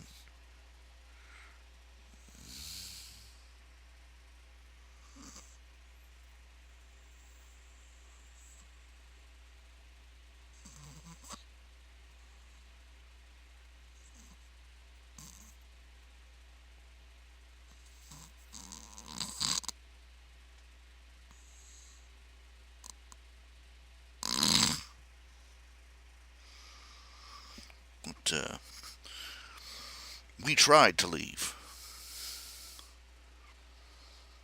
The whole South decided that it disapproved of how the government was running its affairs and tried to leave. And the government sent out its army and killed people for it. I don't care what other sins the South may have committed. I don't care what your rationale is about their issues with slavery and bond servants and the like. It's the same no matter how you cut it. When they were left, when we tried to leave, when the South tried to leave, they sent out the military to kill us.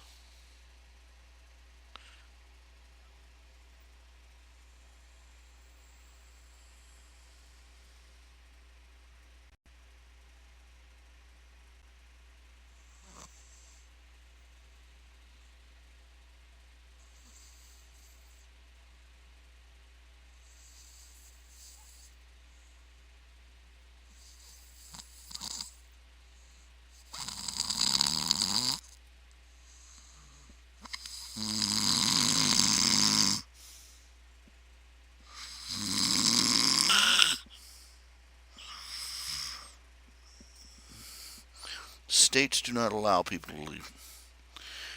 In fact, the more totalitarian state gets, the more vehement they are about preventing people from leaving.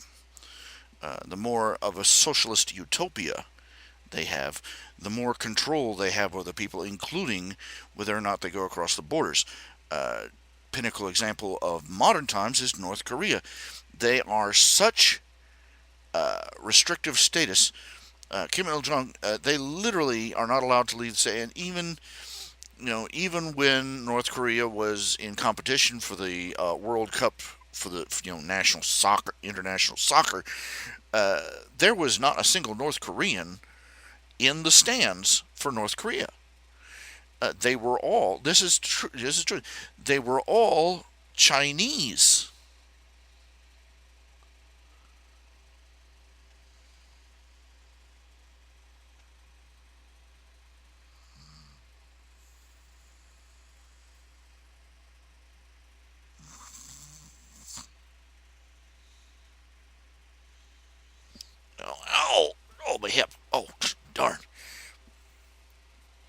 look at Soviet Union, built a wall, not to keep invaders out, but to keep its own people in. They set up barbed wire and barricades and guns to kill anybody who tries to. The governments do this to try and to force people to not leave.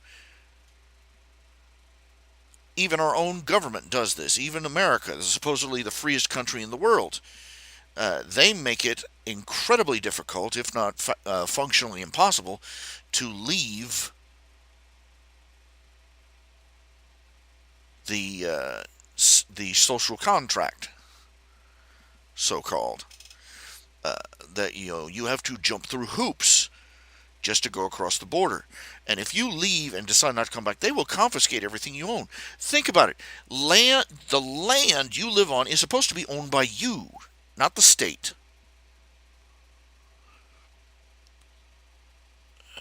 But God help you if you declared your land sovereign from the government. First of all, they'd laugh at you.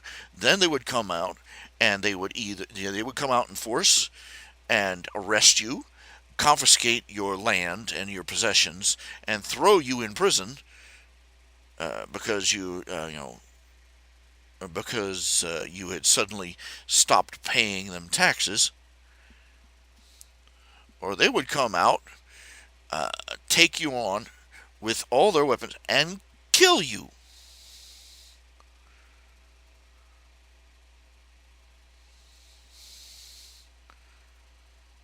That's the social contract that the government believes it has taken on with us. Everything for them and nothing for us.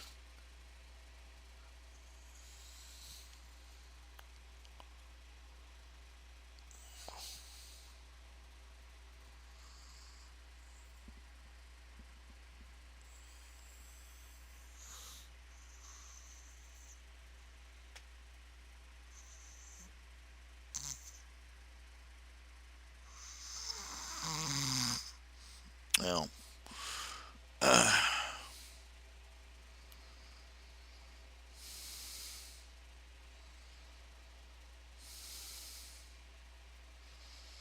really think about it. The libertarians have that much right. We are supposed to own the land, but the expectation is that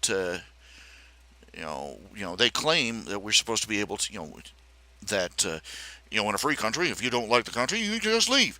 Yeah, well, they're holding your property hostage.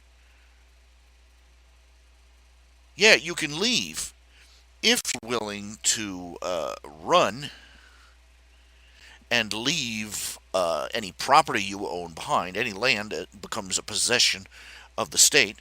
If you're willing to lose your job, lose your income, lose your family and friends, and and if you're willing to be sacrificed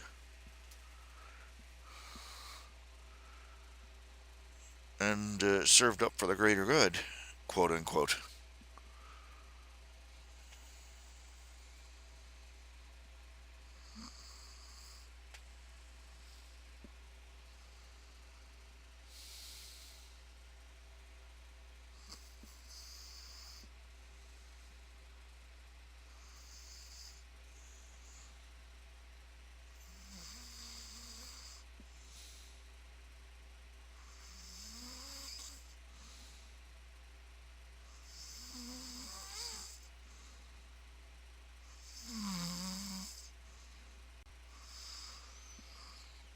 The wolf does not let the sheep leave the social contract. No.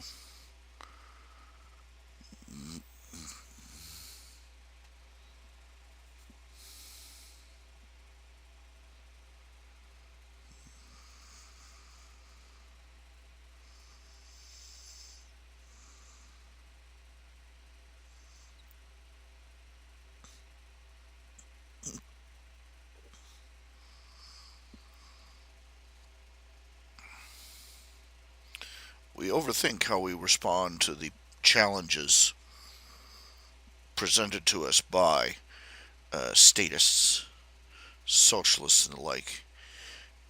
Had one group of thugs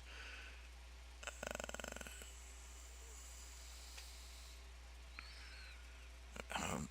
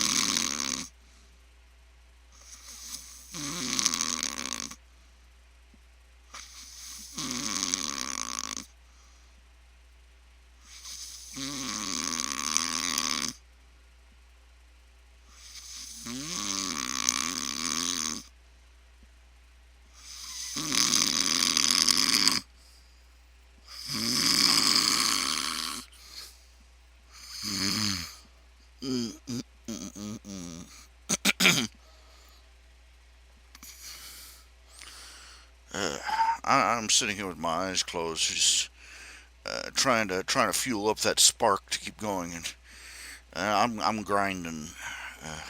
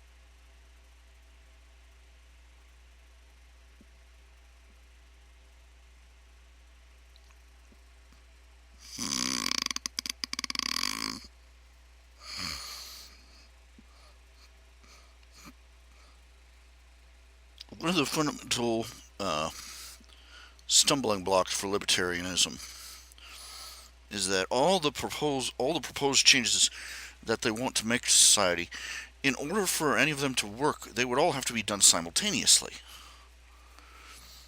You can't have an open border in the South like these people propose without first laws.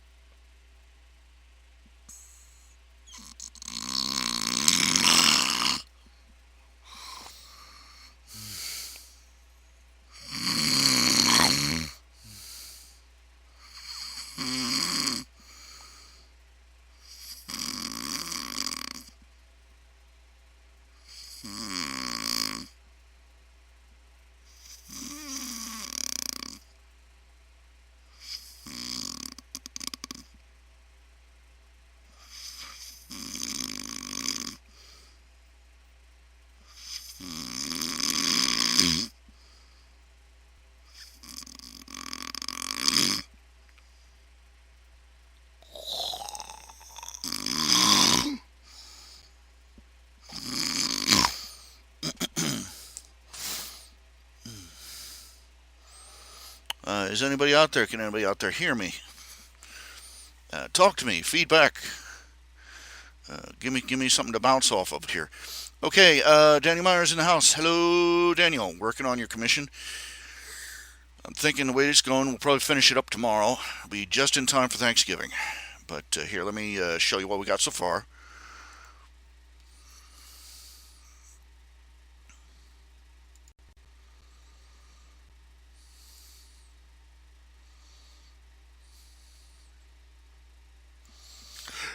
Got to put a lot of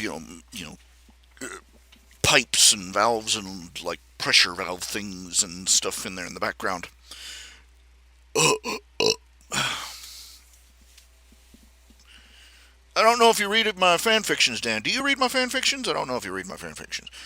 Wanted to ask you if you enjoyed the last couple of chapters, kind of steampunk themed there. If you wanna stretch a point.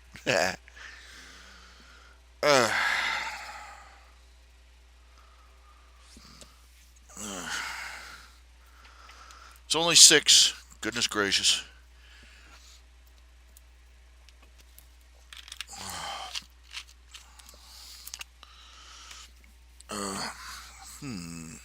Let's see here.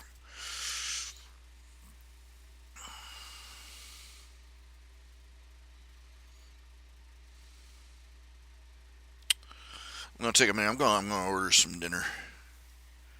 Well, maybe I should order some. Just take a couple of dollars, order dinner. The latest, the last 2 or 3 chapters of the Great Alicorn Hunt.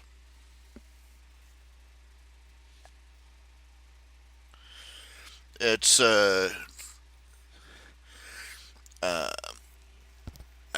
I won't give away anything, but I'll say this much: it's seems to be my trademark for over the top over the top action scenarios. And I've been saying maybe I ought to look into writing for Superman or Spider-Man comics or something, and because just write scripts for them, because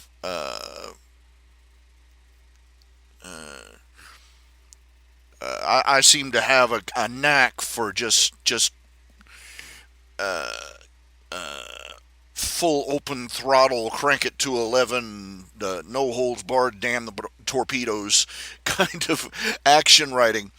Oh, yeah. Oh, thank you very much, Lord Firebeard. Thank you very much for saying so. Give me a second here.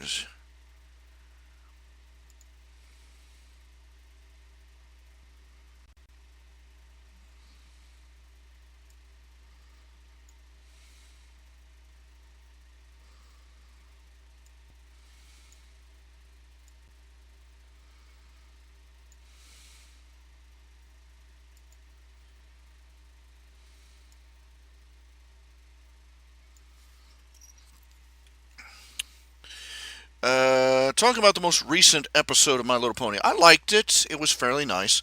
The music was nice. It was a nice change. Usually, the songs are too sugary and dippy for me. Of course, the fact that they use the lyric "pony" in the middle, you feel so stupid. I mean, they're singing this, meaningful song about being yourself and about making mistakes and learning what you should. And then I'm just a pony, and it's like hitting a speed bump. It's like, okay, okay, welcome back to dorkdom, and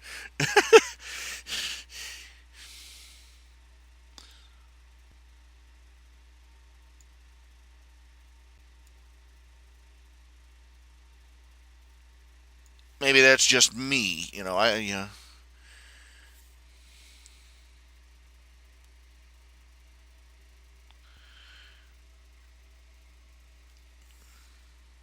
it's supposed to be this cute little trope where they say some pony and no pony and every pony instead of somebody. And I'm like, I wish they hadn't done that. Really wish they hadn't done it. It's just aggravating. Besides, they've got all these other species in their land that are not ponies. So why would they use a species-specific verb? No, well, not a verb. Noun, adjective. Screw it. I don't know. Well, why would they use, instead of saying, instead of using why would they use a species specific pronoun when they are a multi-species society? I mean,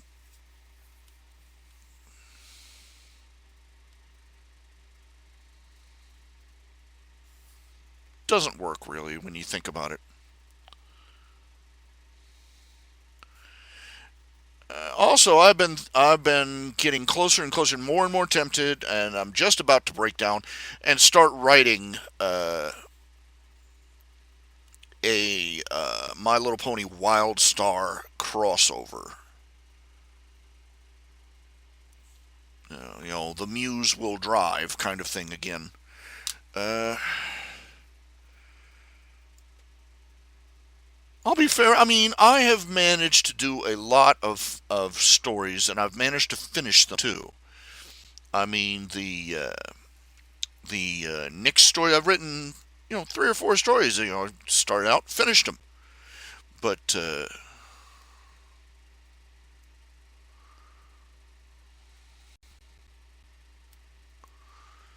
so it's not like I have nothing but unfinished stories stacked up in my reserves.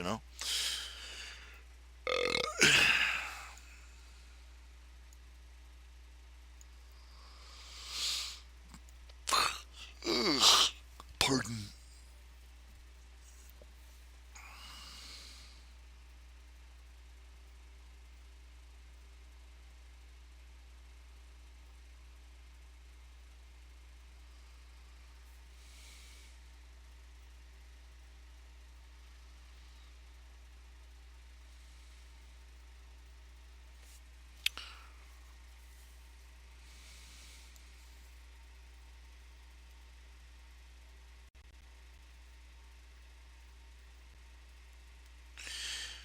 I'm not sure if I write stories for particular, I don't. I'm not sure if I write stories for particular plots so much as I do for particular scenes. I will visualize certain scenes that I would love to write out more than anything. I don't usually have a plotted out, plot that I want to try and bring out. I will have a particular image or idea or concept that I want to do instead. Like one, I'll have 1 or 2 scenes, and as I go along, I fill in the gaps in between them.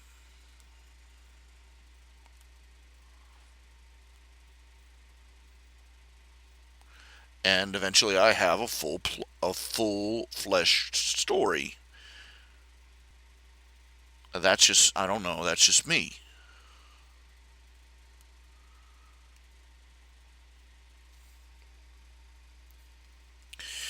I don't know. It's not like it's saying it's wrong. I mean, consider it. The reason J.R.R. Tolkien ever wrote The Hobbit or The Lord of the Rings or Silmarillion or all the other things that he wrote, any of the other things he wrote, is because he was a language junkie, and the whole thing started because he started writing a language of the elves. And then he wrote an elf language and a dwarf language, and then he stopped writing just the language and started writing about the culture that produced them.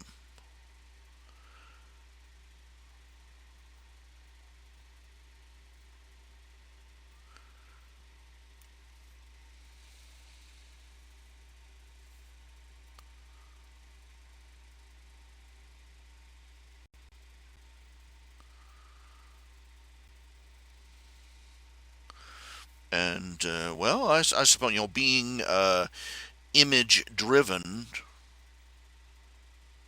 you know, I tend to start with certain images, like Nyx. Uh, Giving Zecora grief for telling the Nightmare Night story about Nightmare Moon eating little foals. Or Nyx and Shining Armor getting in a water fight and catching Cadence in between them.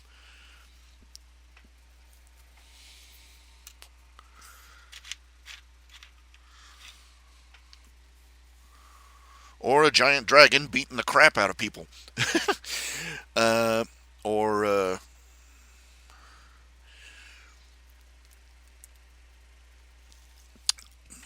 in the case of Wildstar, I just love the idea of plunking Apple Bloom down in a scenario where she gets to be an engineer.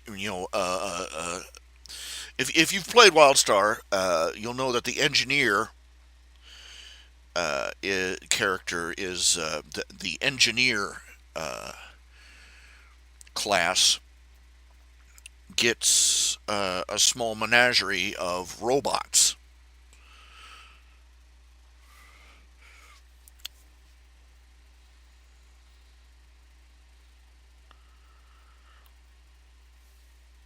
And I get bits and pieces. I get bits and pieces of different scenes.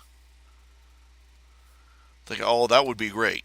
That would be awesome. That'd be cool. How would they string together? And eventually, I sort of daisy chain them together into a complete story.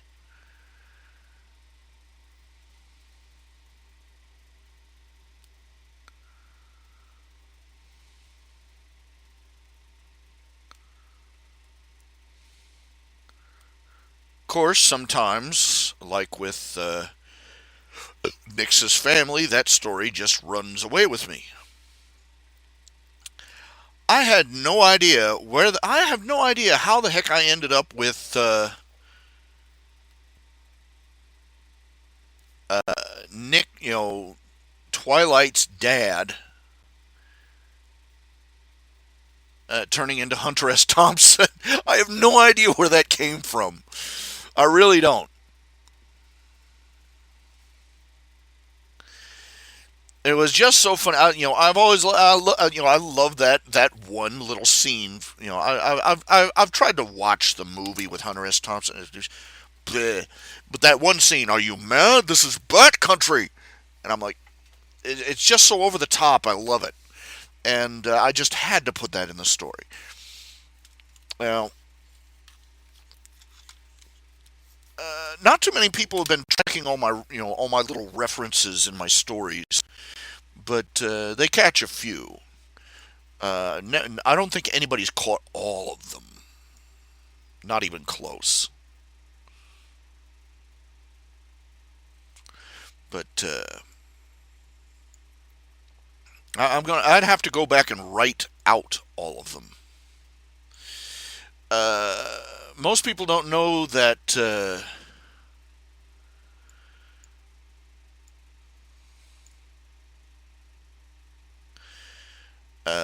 Twilight in Nix's family, when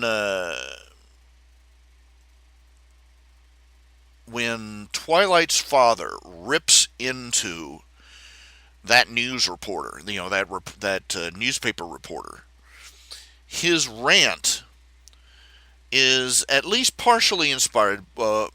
His rant was inspired by a similar rant by the protagonist in the Church of the Subgenius. They've got one, their iconic mythical leader is supposed to have made this rant, and I read it once and it was just so freaking nuts. But that was where that's where his rant came from, though. And I just wanted to do something so really different with Twilight Sparkle's dad, with her parents. I hadn't seen very many portrayals of them, and the few I'd seen in fan fiction were kind of bland. The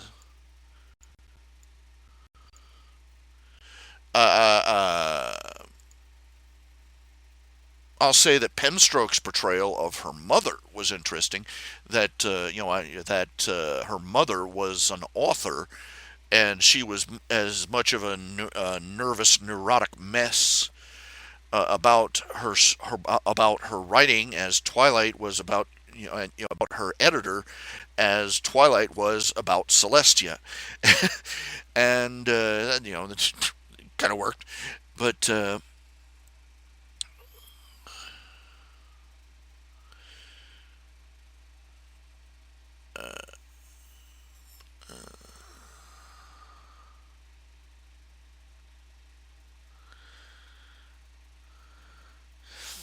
I like. I suppose I kind of like the idea of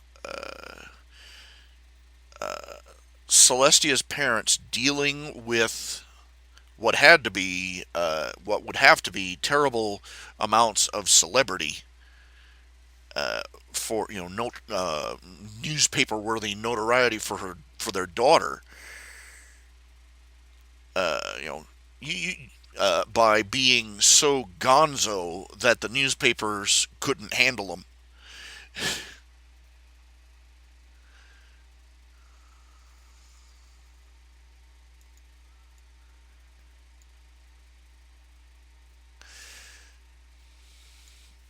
Well, and let's.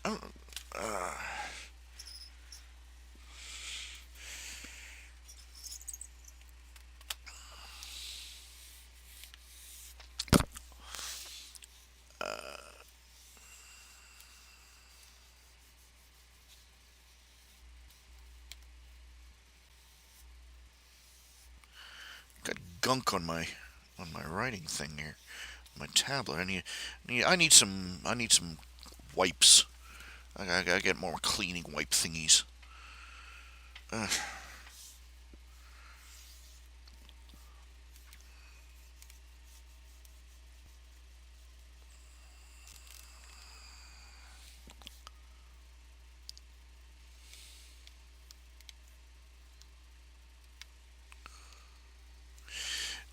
Latest couple of chapters of the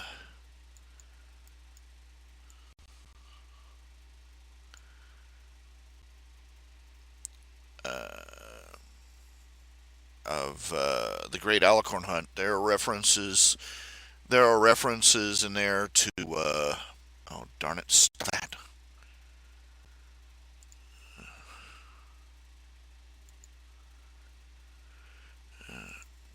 there are references to Team Fortress 2, Doom, the Doom comic, a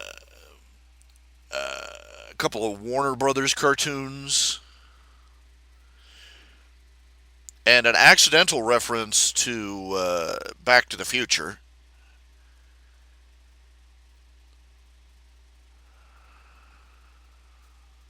What is this? Where is this coming from? Where is this coming from? Stupid tablet. It's just picking stuff up and doing things I don't want it to. There we go.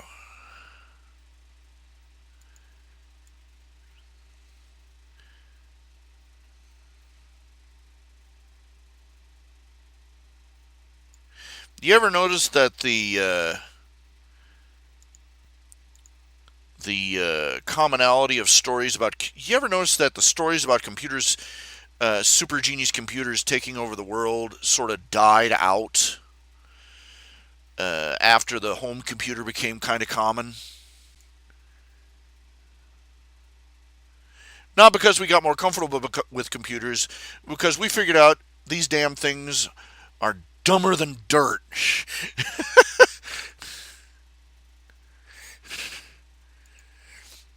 Pardon my language, but really, what the? Oh crap! There's got a problem here. Oh, what the heck? Oh, darn it! There we go. That ought to stop that.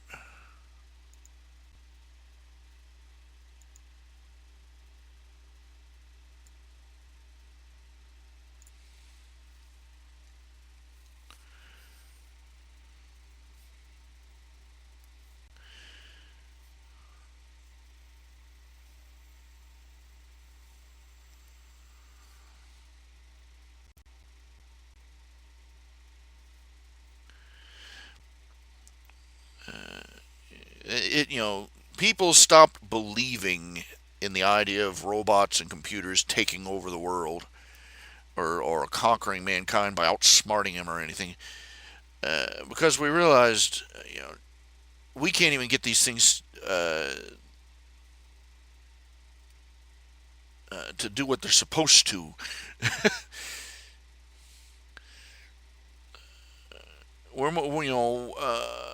more likely, we know deep down that we're more likely to see a scenario where we're less likely to see a scenario with Skylab than we are to see one where some important system blue screens everybody to death.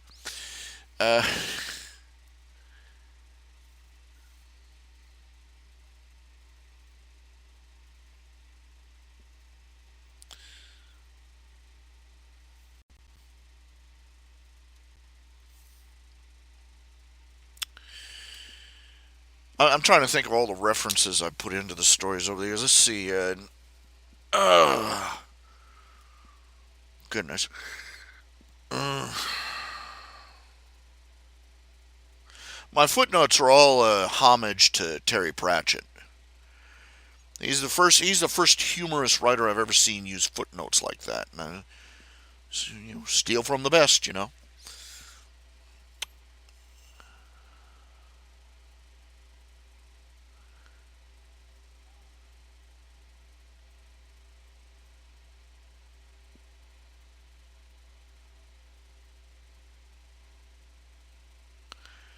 But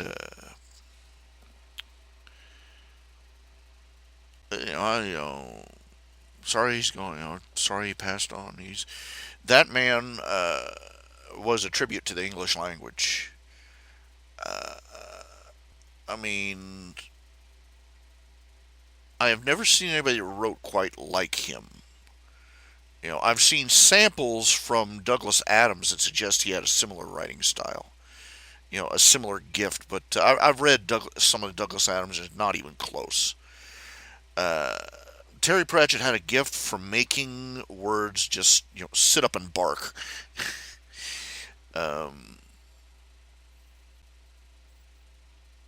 just twists of language and terminology and phrase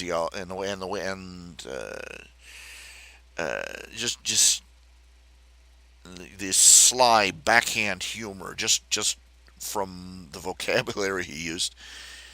One of my favorite jokes is when one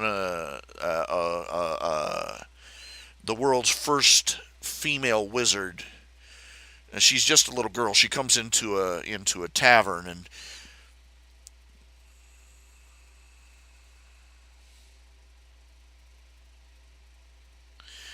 and I forget what she says. I think she says, uh,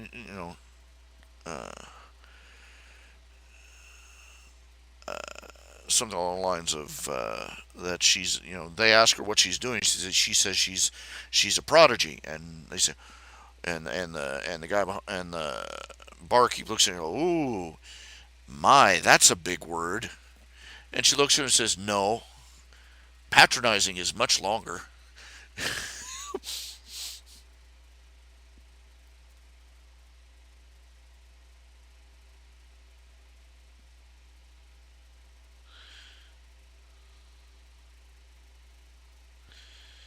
And he had the werewolf, the werewolf girl in the Ankh-Morpork City Guard, thinking to herself that she keeps, it's supposed to be she keeps a vegetarian diet while she's human to try and control her appetites. And I'm, of course, to my thinking, that would sort of backfire if you asked me. But anyway, she's sitting there thinking, it wasn't hard being a vegetarian. The hard part was not becoming a humanitarian once a month.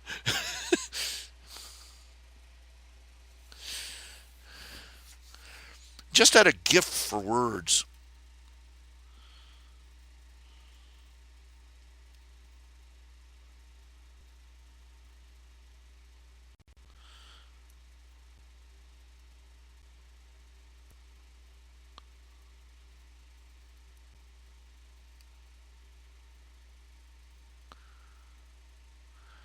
To this day, I have never seen anybody make a chicken or turkey with those little miniature chef's hats on their legs. Never. I kind of wonder if anybody actually does it.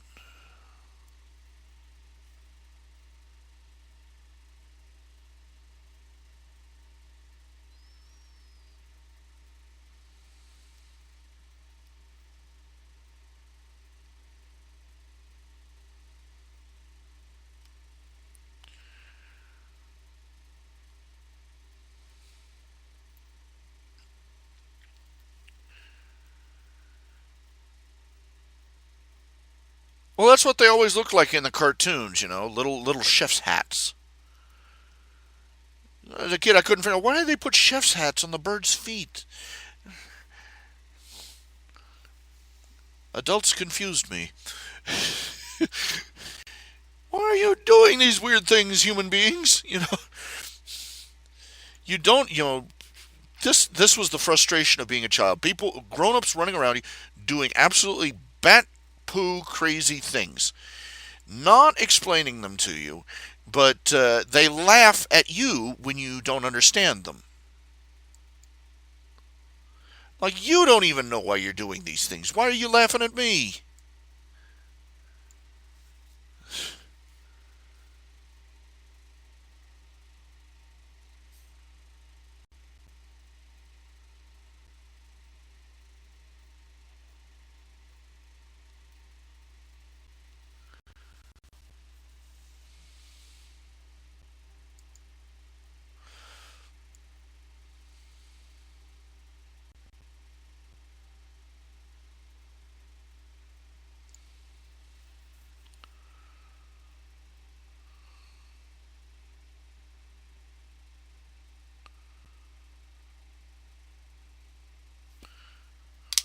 Okay, I'm going to take a minute. I'm going to be right back. Let's see.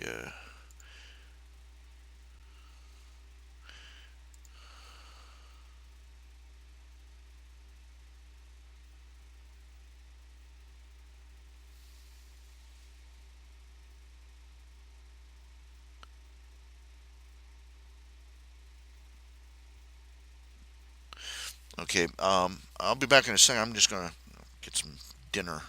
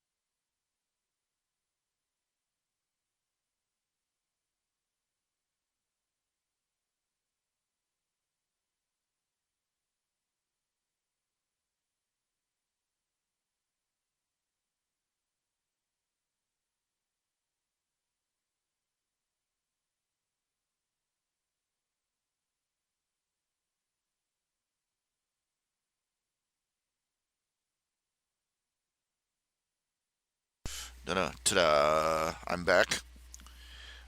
Voila! It's so exciting!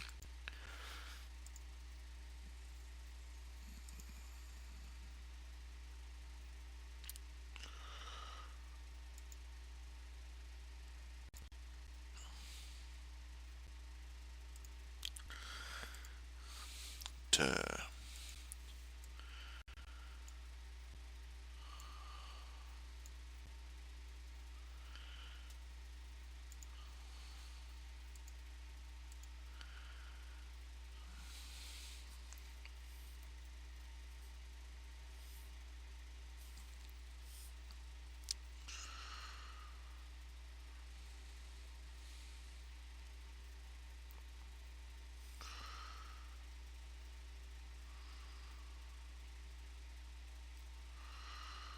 Big old table with nothing on it but turkey.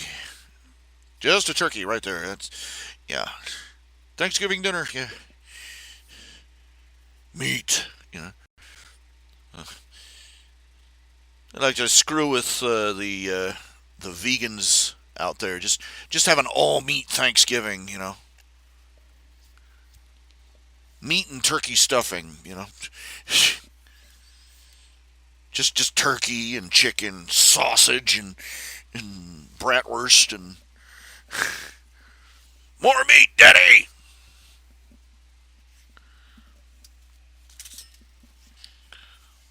Feed me, you know.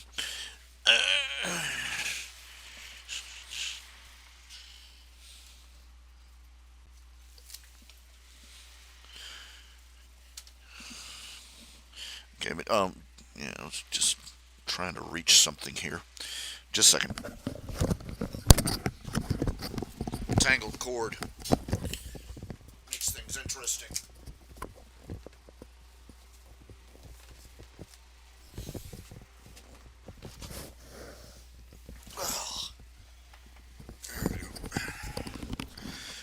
All right.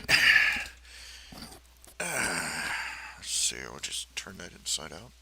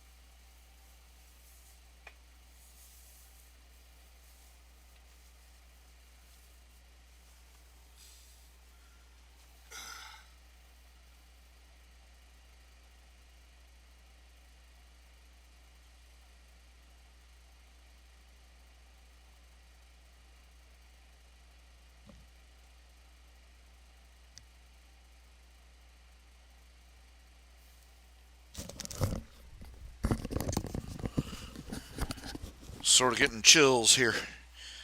Just, just pulled on a nice, you know, you pull on, you don't realize you're feeling chill, and then you pull on a nice sweatshirt or something. If you just warm up a little bit there for a second. Uh,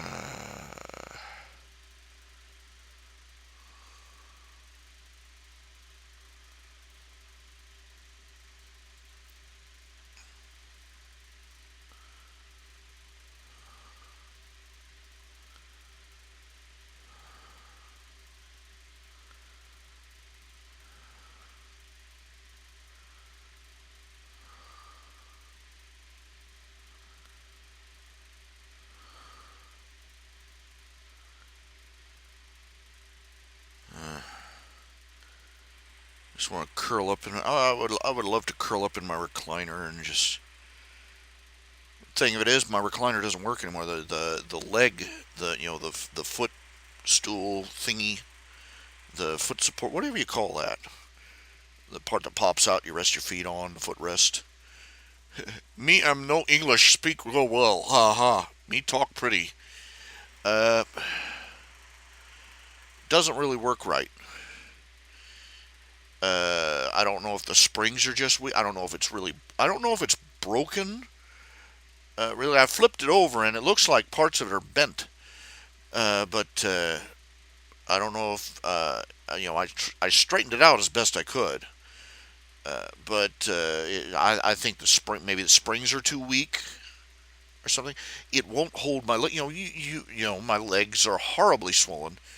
There's a lot of fluid, so they weigh a ton. My legs weigh a ton, and so the leg rest on my recliner will not hold my legs up anymore. I about strain a gut trying to pull that lever, lift my legs up, and it won't work. And even when I do manage to get it, it just falls right down. I need to get myself a footstool, a proper footstool with padding on it and stuff, so I can sit in my recliner again. It's kind of sad. Bummed me out. I like that recliner. I like being able to just lie back and curl up, not have to, just lumber all over the place.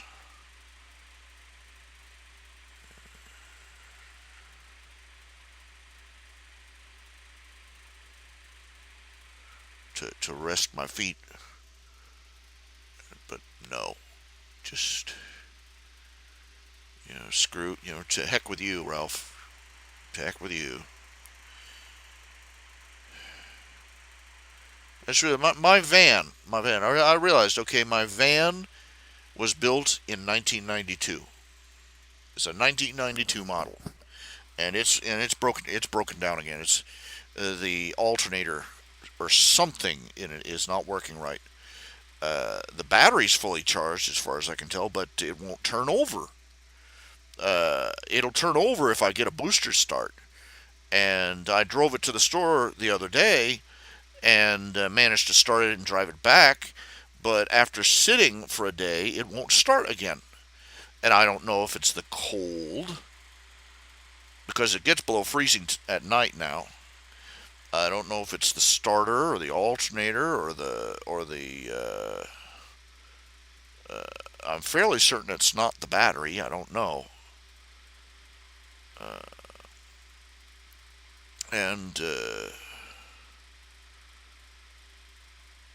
But I sat there. I realized, okay, my van was built in 1992, 2002, 2012, 2015. It is 23 years old. My van is old enough to drive itself. My van could vote. My van could drink alcohol if it was a person. I've got a van that's half my age and a motorhome and a trailer that was built the year I was born. So.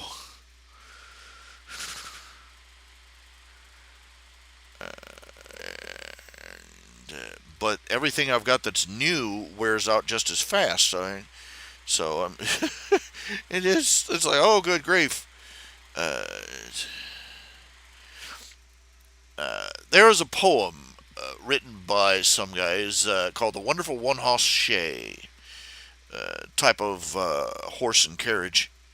Type of carriage is a story. It was supposed to be that it was a reverend who decided that the main problem with all the carts and carriages he'd bought is that one part would wear out before another, and so he set out determined to build a one-hoss shay that where all the pieces, every last piece, was built with the exact same quality, with the best quality,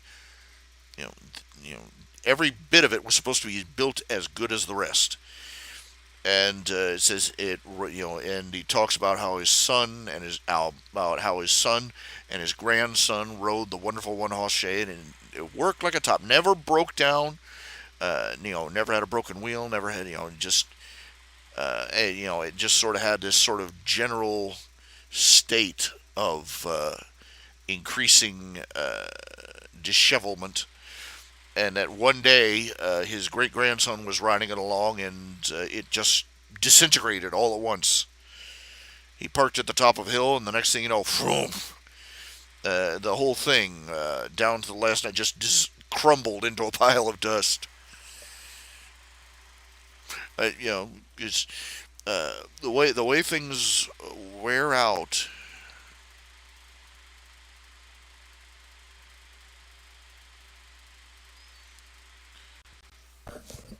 Rapidly,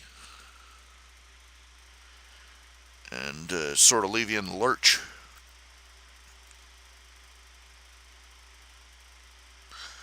And it's sort of a dirty pool, that certain things, like a house, starts falling apart about the time you're in an age where you can't fix it yourself. You got these. I've known people that are, that were in their 70s, 80s, 90s, spry as all get out. No other word for it, spry. Knew one guy who was in his 90s, still a farmer, still drove his own tractor, did everything. We were moving into a new home. It was the church. It was a church property, and we had a trade going on where we lived in the house and took care of the church. Vacuumed and cleaned it, all that. And we had to get in there, and we didn't have the key, and neither did he. And this 90-year-old man. They popped up. The dad popped open. They popped open. My dad and he popped open a back window, and he jumped through it. I mean, he just hopped up, just whoop, boom, gone. I mean, he was at an age where most people weren't even getting around with walkers, and he got up through that window easier than I could, and I was like 12 or 13. And I was, I wasn't an athlete or anything, but I was in fairly good shape, and just watching boing right, just floored my dad. But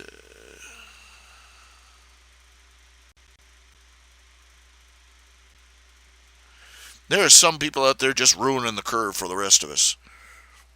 Sylvester Stallone. Did you know that Sylvester Stallone is 70 years old? Have you seen pictures? I saw a picture of him recently without his shirt on. It is frightening. That man is ripped. He is 70 years old. And he's got a better body than most 20-year-olds I've seen. And I'm talking athlete, better than athletes. I mean, he is ripped.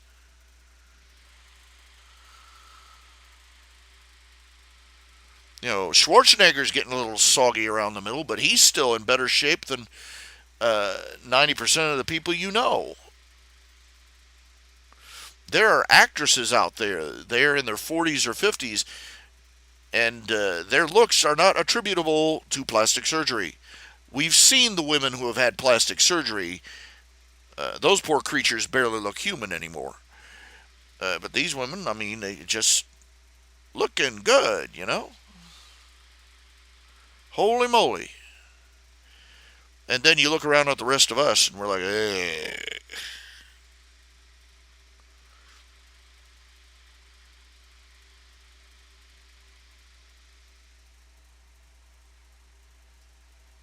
What you gonna do with that, Sometimes it's just not fair.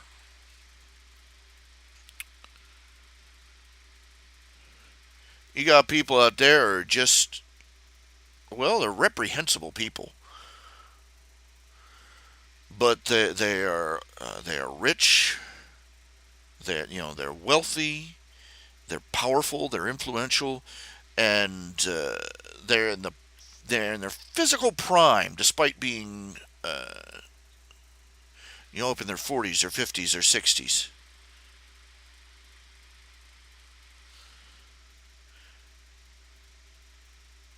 I mean, you take the Rolling Stones, man. The Rolling Stones, they are old enough to be great grandparents now, and they are still out there rocking and rolling. They have done, and there isn't anything they haven't done.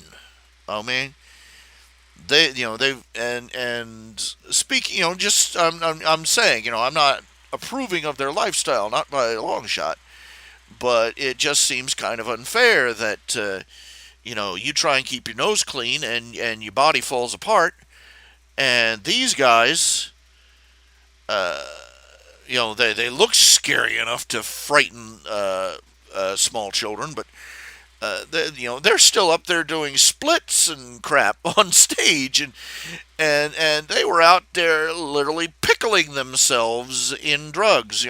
The next generation of rockers that comes along and wants to do drugs, they're going to have to grind up these guys' ashes and smoke them, because these guys already did all the drugs, and they did all the drugs and did all the booze and did all the women, and got money just exploding out of their rear ends, and oh yeah, and you're sitting at home going, just struggling with 5 or 6 different ailments and sucking down pills and going, oh yeah, this seems fair. Well, I mean, don't tell me you don't think that from time to time.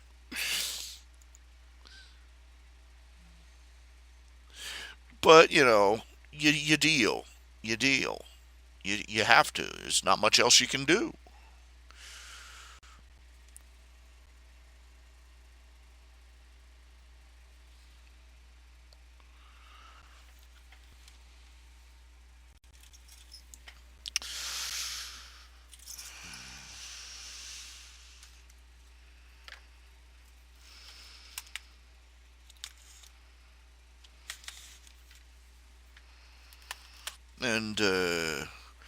And not to be sacrilegious or anything, or disrespectful of God, God forbid. It's sometimes a little hard to uh, accept the justification is that everything will come to a full accounting after you're all dead. Just wait until you're dead, then you'll see. It's kind of things that makes you go, wait a minute.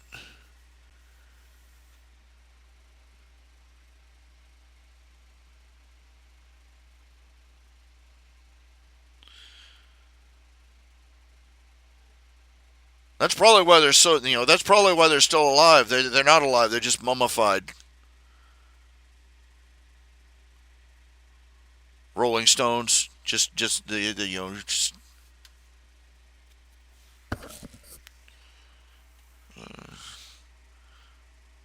smoked enough smoke. They smoked enough dope that they're like pemmican, human beef jerky. Man, Madonna though, ugh.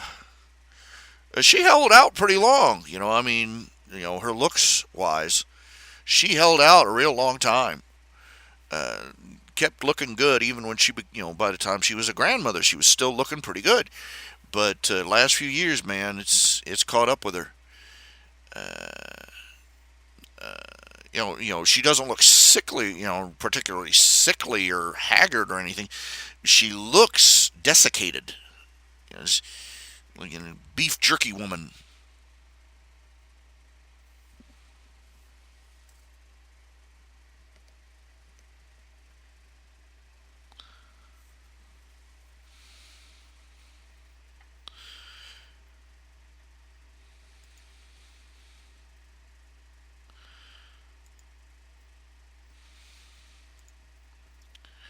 I mean, she looks like, I mean, a few more years and she's going to be able to roll the Mummy Strikes.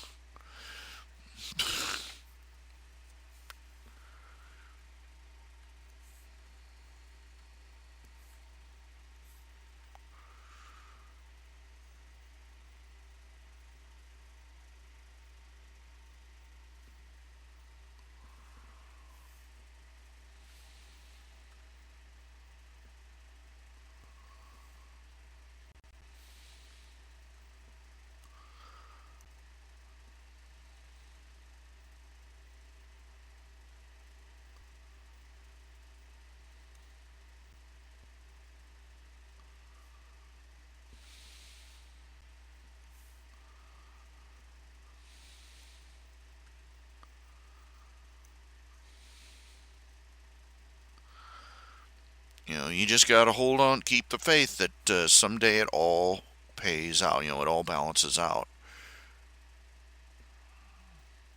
Not even really balances out.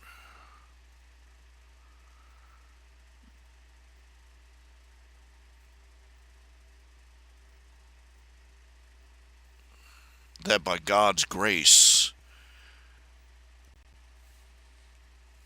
more accurately, that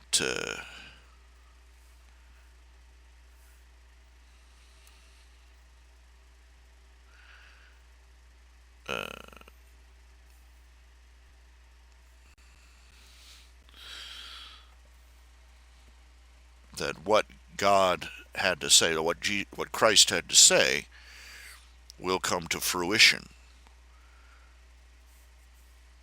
That the consequences may be slow in coming, but eventually they get there. But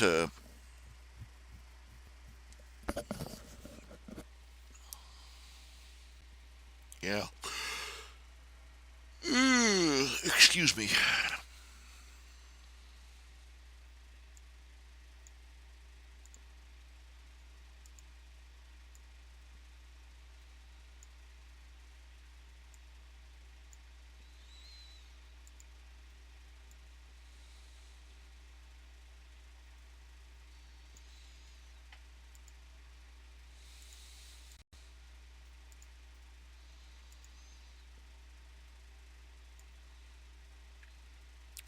But I'm just trying to be honest here. I'm trying to be, just full disclosure here. Just being straightforward about it. We all know, enough stories about people who quite rapidly reaped what they sowed. So we're not fooled here, but it still kind of rankles seeing people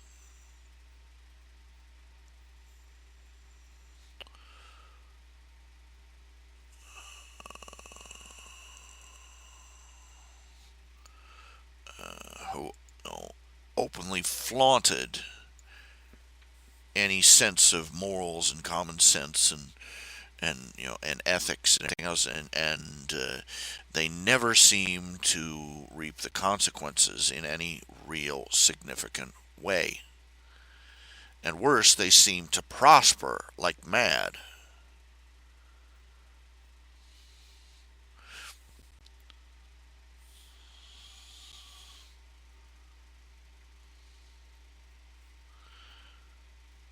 I remember reading an article by a woman who was born with a serious uh,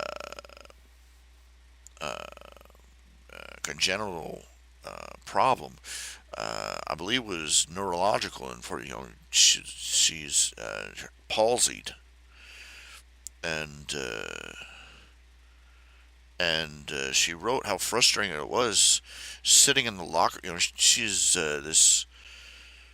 I mean, she had shrunken, just palsied arms and legs, and uh, a host of other troubles medical wise. And she said it was so heartbreaking and so frustrating to sit there in the locker room with her broken body, and listening to these women right down the benches, who were coming in from the gym with just perfect bodies, healthy, whole, strong, and in great shape, and listening to them talk about the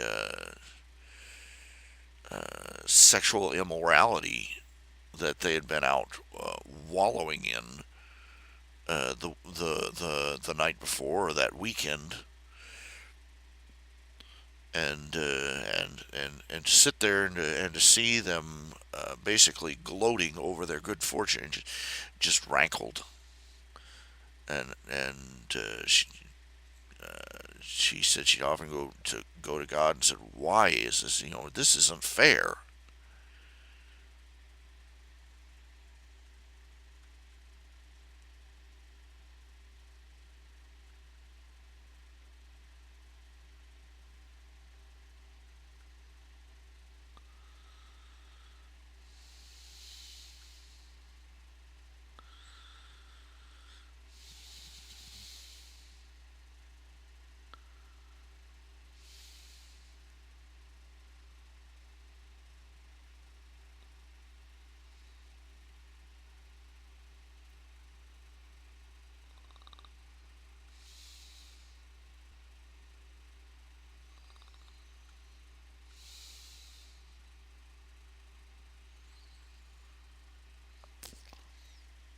And I don't recall. She had to reach a point where she put it all in God's hands,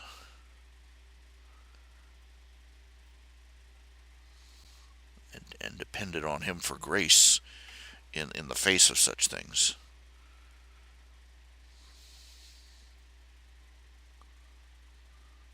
We have systems in place in the world now that could survive the downfall of a king, as it were.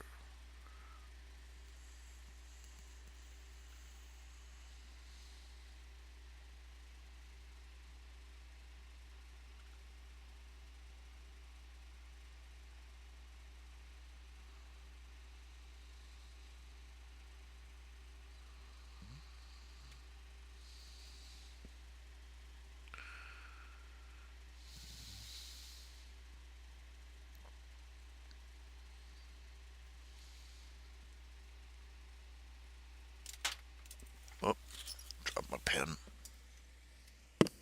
Thought about two of these styluses. If I ever lose one, I'm still set.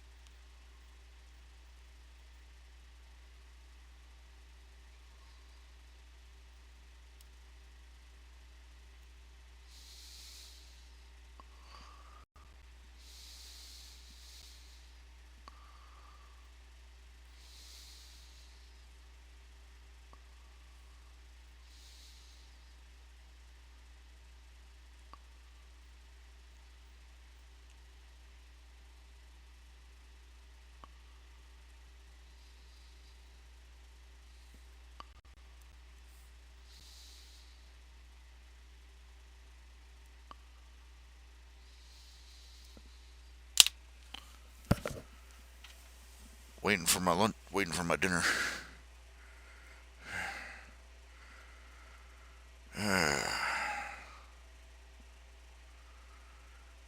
Aching in places.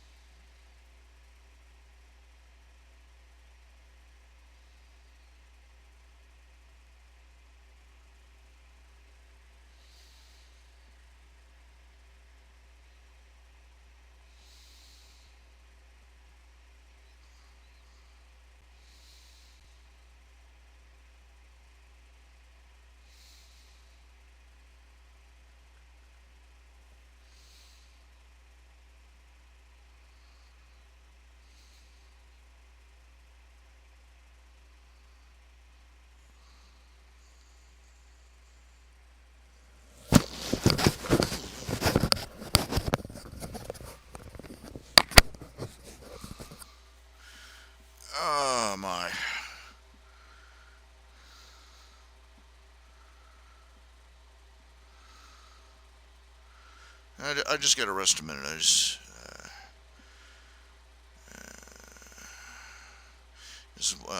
I'm blaming the winter weather. That's my choice. That's my excuse.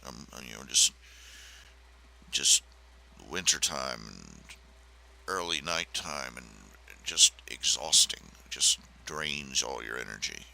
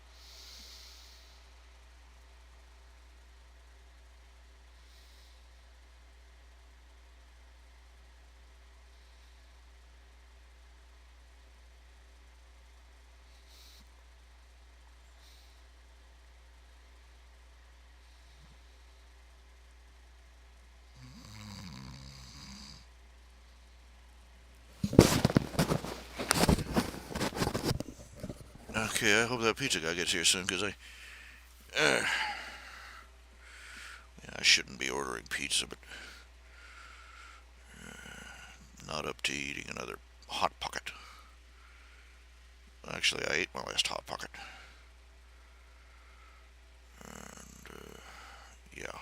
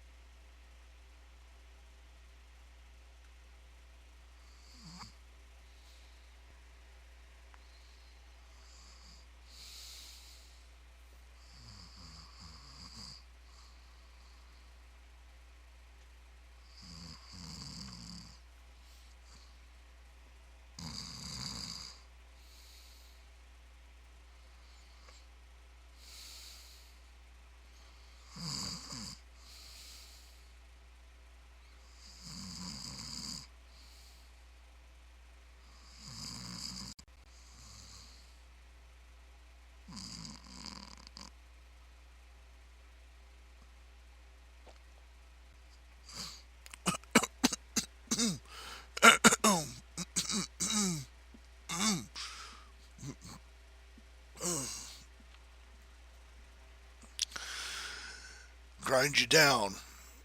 Life does. A little bit at a time.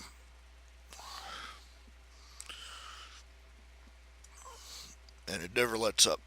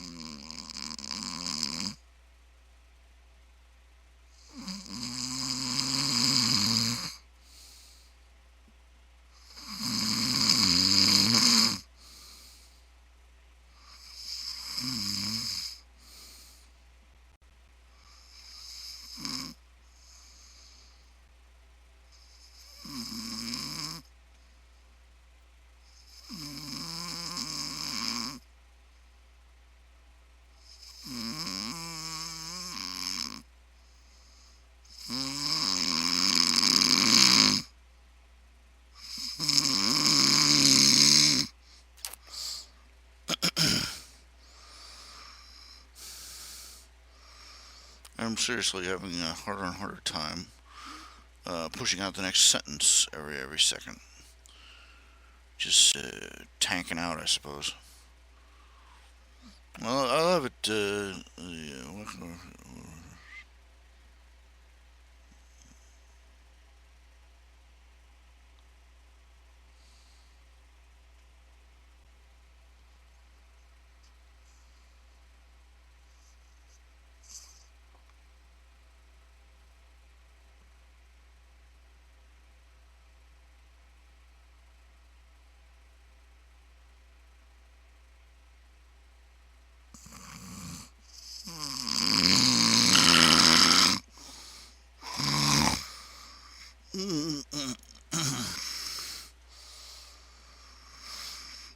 Start talking. Better start talking now. How you all doing? How you been up to? What have you been up to? What you doing?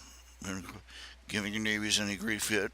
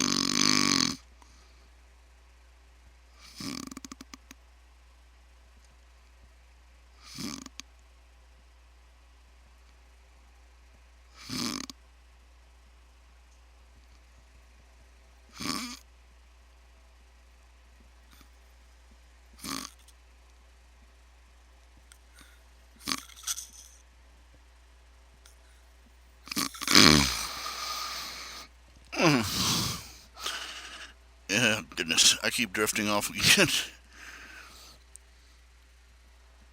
Guy still isn't here. It's been over an hour. Must be a delay.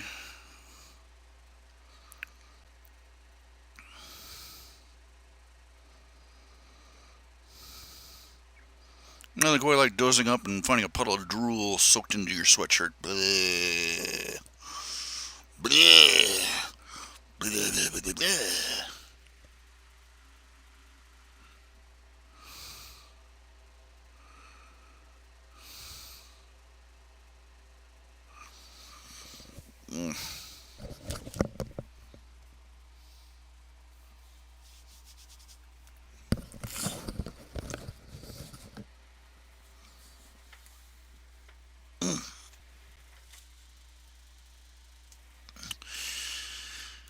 So what's all up with y'all? What have you been up to? What have you been doing? What you been seeing? What you been saying? What you been reading? What you been talking about? Talk to me here. Give me some feedback. Give me some love. Give us a hug. Okay, let's see.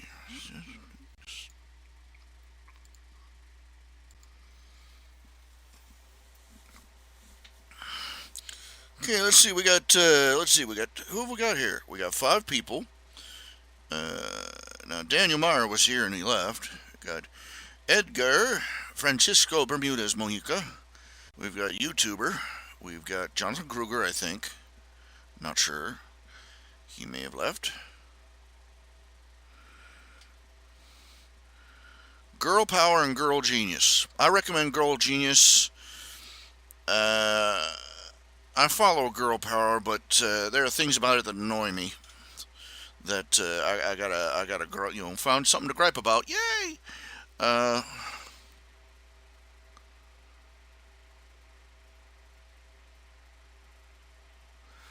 But it's got that usual top tapping to the whole feminist screed. Even as it even as it plants boobs all over the place. But I do not like stories that run on the idea of the superhero registration at the end. Oh, the superheroes have to be employed by the government, or they're evil. The whole idea of superheroes, the whole reason that the superhero genre came into existence, is because people acknowledge certain things that are absolutely true, no matter what age you live in. That those in power cannot always be trusted. That the authorities sometimes cannot act. That many times it often comes down to the individual, the private, ordinary citizen who is there at the moment. That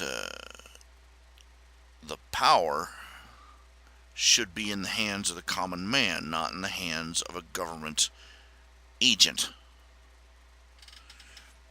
And that the last thing that any government needs, the last thing that a government needs is more power.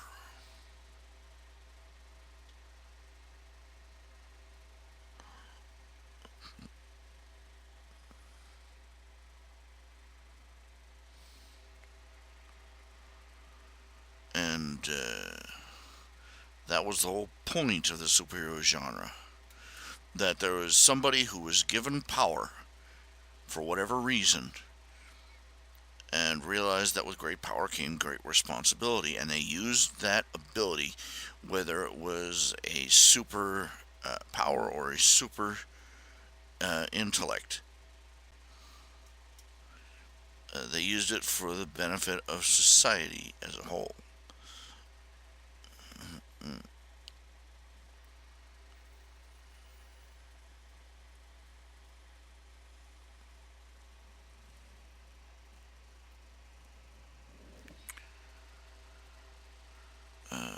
first of all, the idea of the superheroes, the idea is that yes, one man can make a difference. One man is obligated to make a difference. That if you are given the ability to fight evil, that you should not have to ask permission to do it.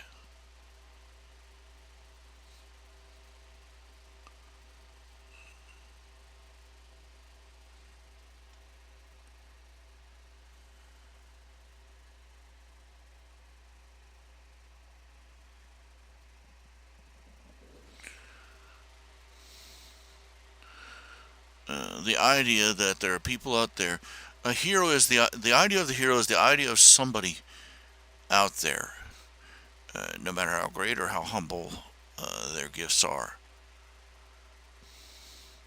There are people out there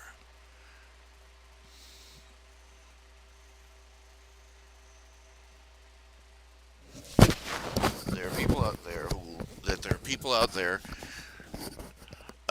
who will do the right thing simply for no other reason than because they can.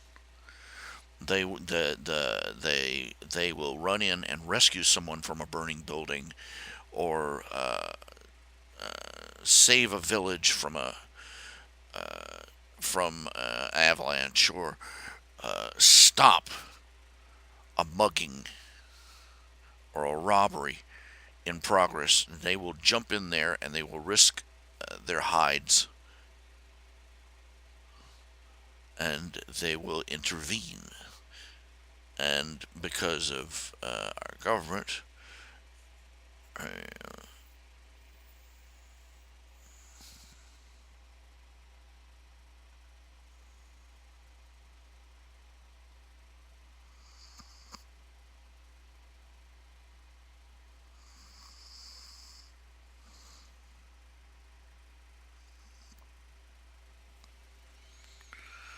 that maybe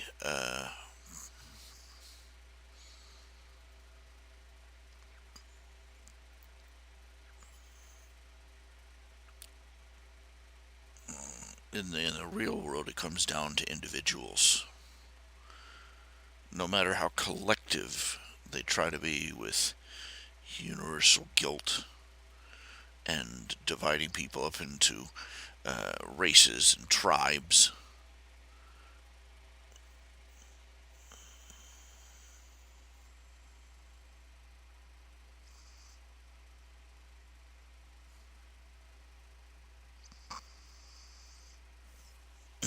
excuse me, bad twitch.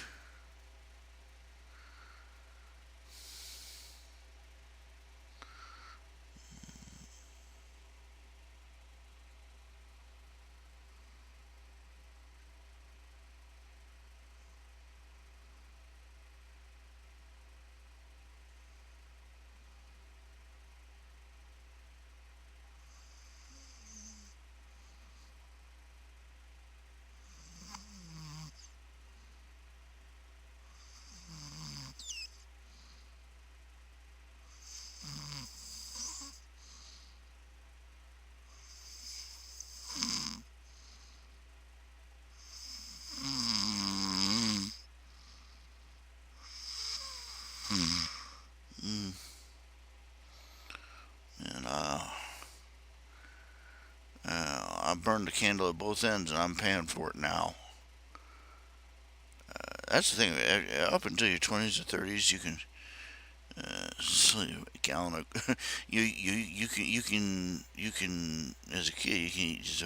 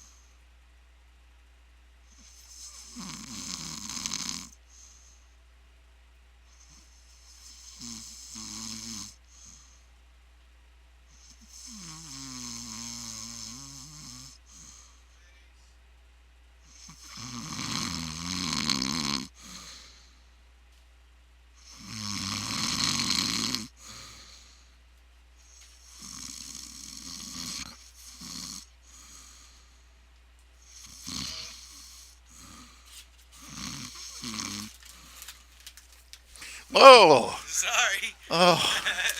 oh, excuse me, folks. I'll be right there. Just a second. Dozed off. Oh, goodness. Hey, how you doing? All right. Another day in paradise. Yes, sir.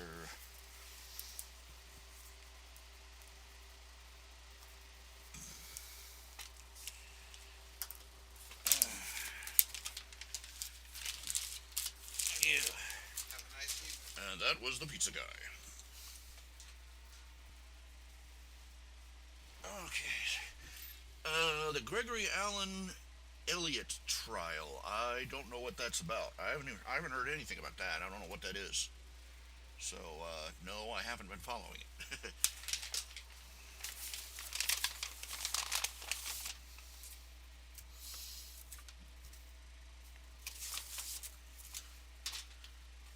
Let's see. Oh, geez. I'm getting wobbly here.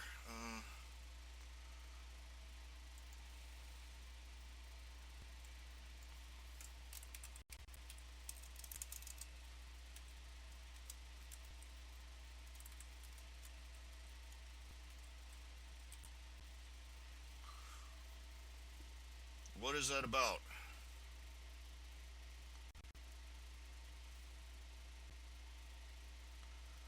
Gregory Allen Elliott. He is been on trial for 3 years. And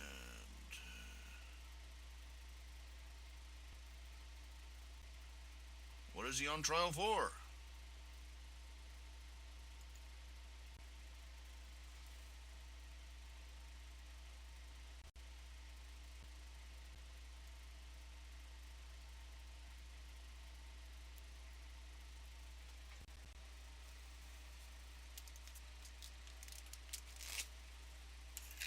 What is he? How in God's name is he on trial for anything? Apparently, a bunch of feminists started talking about how they wanted to ruin somebody, and his crime was challenging feminists on Twitter who wanted to lead an online witch hunt against a video game developer. As a result of the allegations, they vandalized his artwork in Toronto coffee shops.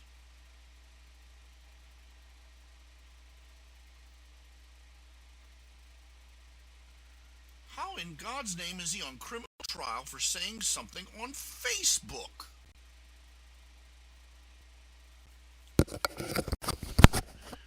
Oh, I don't like it here in America. It's fascist. I'll move to Canada. You Canadians are screwed up. This is where you go, Canada. Everybody talks about how Canada is so nice. Bullshit. You're pulling this kind of crap and calling it just. They've had people who were thrown, just attacked. They've got government divisions whose entire job is to harass people who speak out against the homosexual lifestyle. No lie. Some sort of political sensitivity, something or other, and their whole job is to chase people down and harass them, and put them on trial for they put preachers on trial for preaching against sodomy, and it's bull crap. Canadians are further down the toilet than we are. So,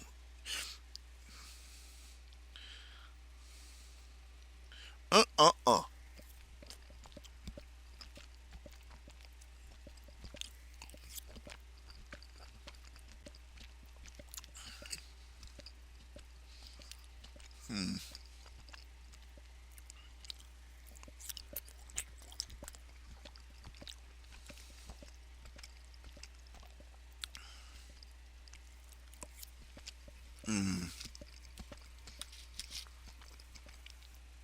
trying a little Greek pasta salad here. Can't say I'm real thrilled with it.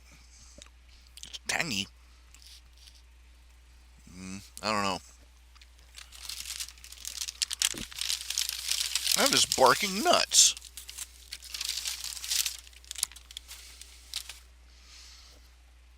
And people wonder why I think feminism is evil. Because I'm observant.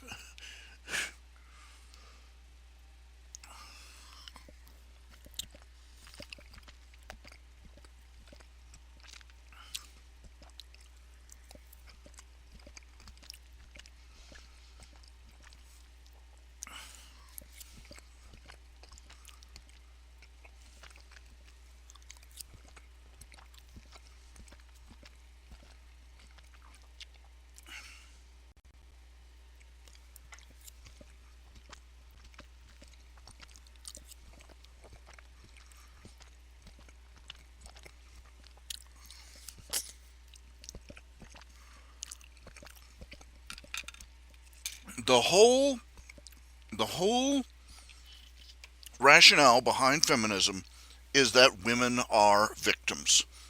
Not just women in bad countries or women in bad situations, but just women as a class, no matter where they are, no matter the circumstances, no matter what civilization they live in, no matter what culture they live in, women are victims and always have been and always shall be. They don't say that last part out loud. They want, but it's a accepted and understood principle, because if they ever admit that women are not victims, if they ever reach a point where they have to say no, we're not victims anymore, then they lose all their political power and cachet.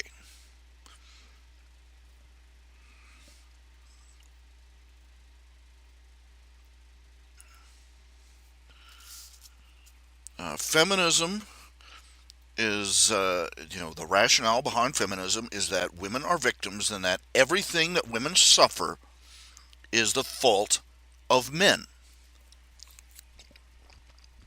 Neither of those two facts is true.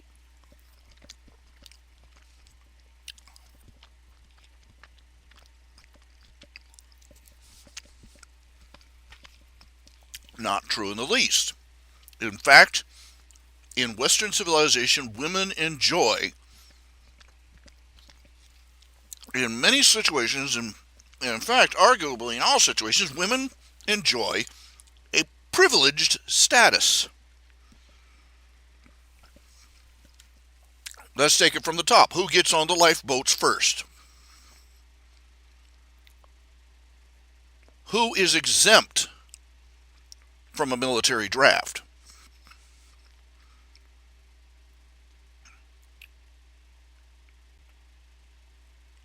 Which gender can charge the other with statutory rape and not get laughed out of the courtroom?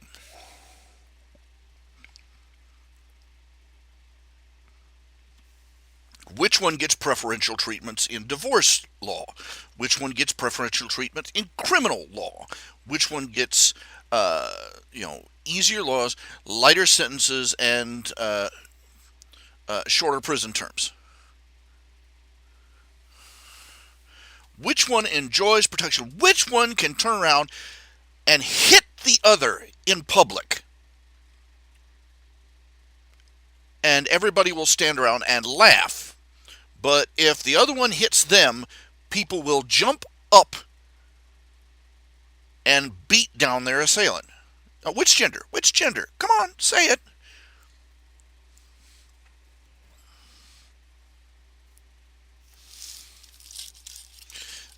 This is why most of the men, they're whether you call them men act, there are men's right activists out there. They're men who go out here. Basically, they just say, don't marry an American woman. Nobody wants to marry an American woman. Nobody wants to marry a Western woman, especially not an American woman, because they're horrible. They're spoiled.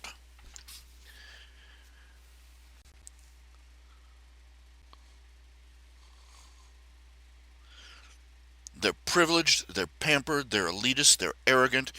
Uh, they are just all around horrible choices. You know, if you were given a choice of all of the women in the world, American women rate at the bottom for worthiness to be a wife or a girlfriend. They're just nasty.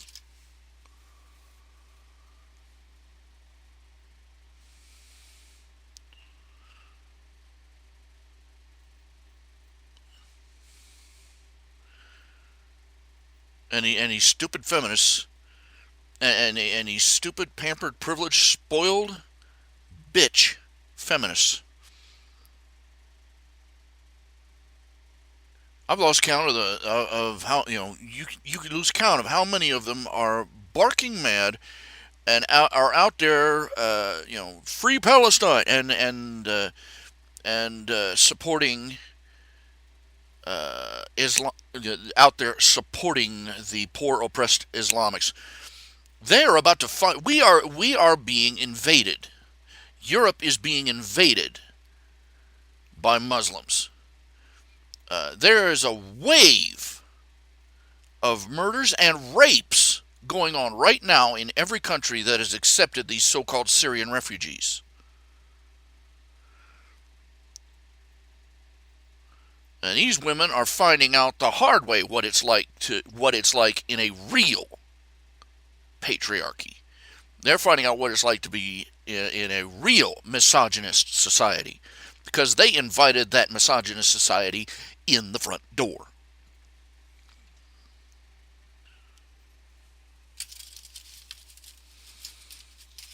They're reaping what I think they're reaping what they sowed.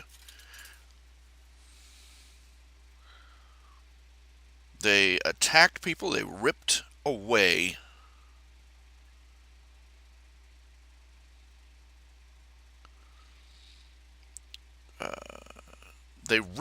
the manhood of Western men. They feminized them.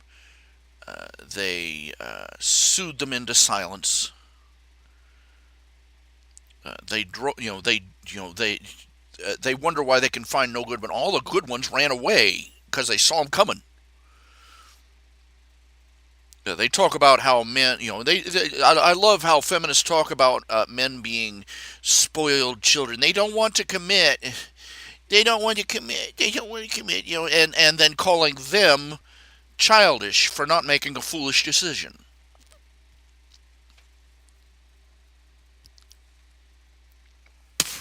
This is the reason they hate gamers, because gamers came to the early conclusion that their Xbox was better company than the average American woman.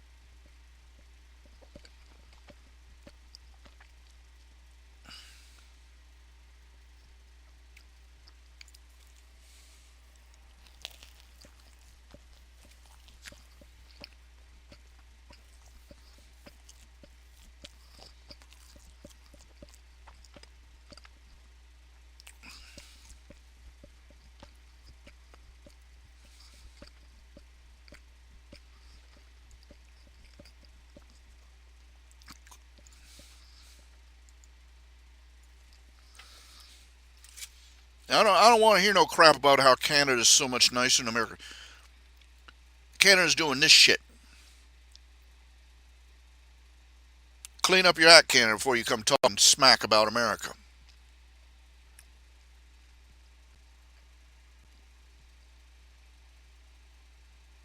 You can go suck a moose turd pie until then. Yeah, I said it. I'll say it again.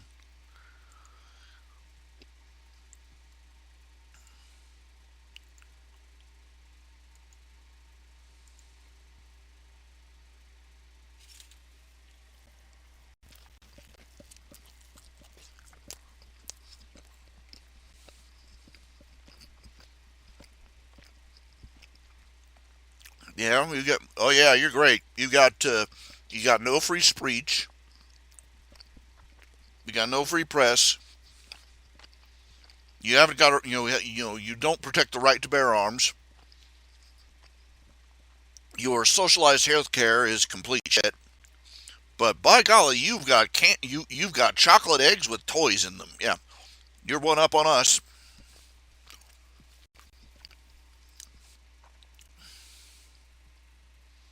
I'm sorry. That I'm 44 years old, and for 44 years of my life, I've listened to people from I've listened to people from other countries talking smack about America. America.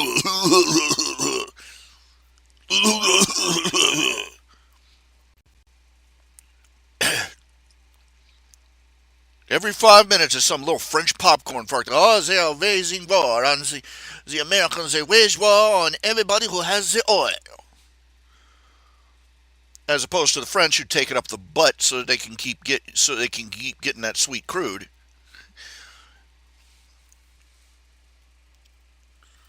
Look, if America, that's the stupidest accusation anybody has ever made against America, that we wage war on countries for their oil. Okay, we went into Iraq, we went into Afghanistan, we went into all these countries, not one drop of oil. If we wanted to get oil from Saddam Hussein, all we had to do was sit down and let him write out an agreement, because he was ready to he would sell it to anyone. He sold it to the French. They gave oil, Frenchie gave him bullets, he gave them oil. Keep talking, Europe.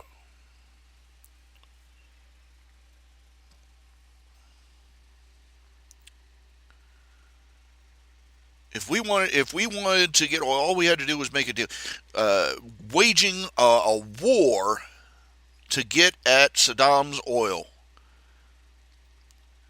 was, the stupidest strategy. And if we were going to win, you know what it would have looked like? We wouldn't have been securing Baghdad. We would have sent our men in. They would have landed with their troops, their planes, their bombs, and their tanks, and they would have beelined to the oil fields, secured the oil fields, and that would have been it.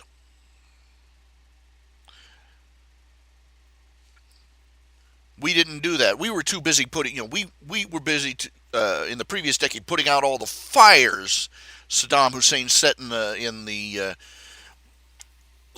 oil fields that he left behind when we chased him back home.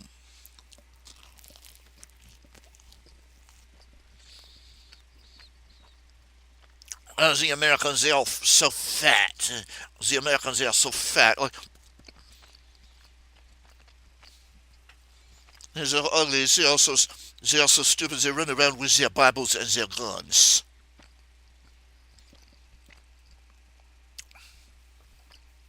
Well, it looks like in the coming decade, Europe is going to be doing what it does in every world war: hide under its beds, pray that somebody with a gun shows up and saves them.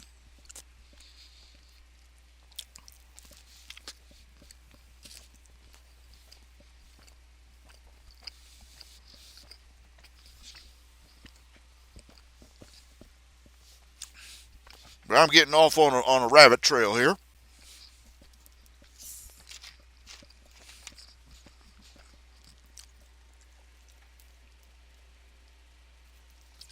This isn't the first time I've heard about this kind of crap coming out of Canada.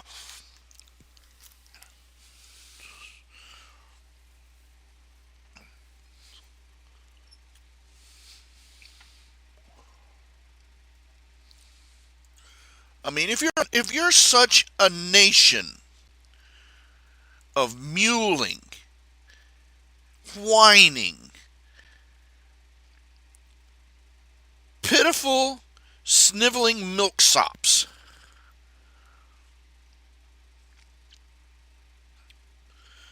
that somebody criticizing you on Twitter sends you running and screaming and crying with your snot-covered face blubbering all over to big sugar daddy government.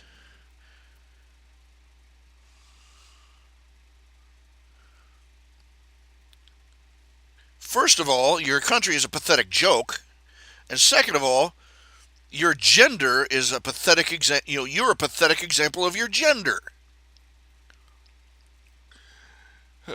I am woman, hear me roar. Until things get too hard. If somebody says something that hurts my feelings.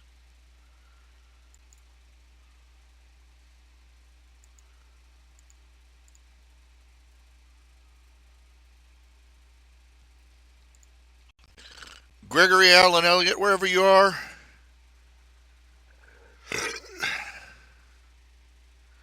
Hang tough. And move out of Canada, for God's sake.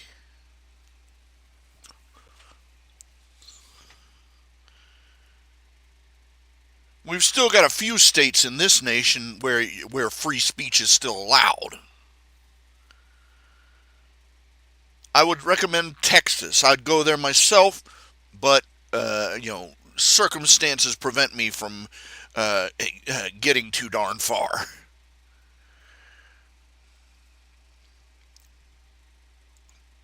I live in Ohio. Not exactly a fortress of rock-ribbed conservatism, but even Ohio won't let the Syrian refugees in. That tells you just how bad Obama's dug himself in. That's how deep the hole is that Obama dug himself in when nearly 35 of 50 states have told him to go take a flying leap.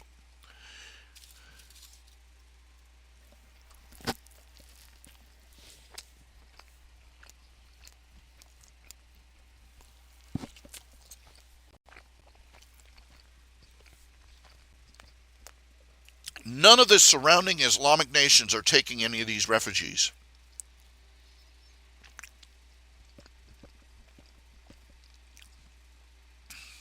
They're in one side and back out the other and on their way to a Western nation, without exception.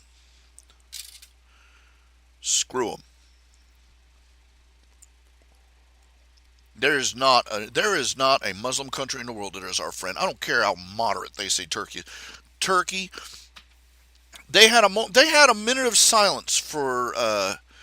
They tried to have a minute of silence for the victims in the Paris attacks, and the Muslims the Muslim audience proceeded to boo and to chant Allahu Akbar, Allahu Akbar, Allahu Akbar. They're not our friends. There's no such thing as you know what a moderate Muslim is? An extremist Muslim wants to chop off your head. A moderate Muslim wants somebody to chop off your head for him.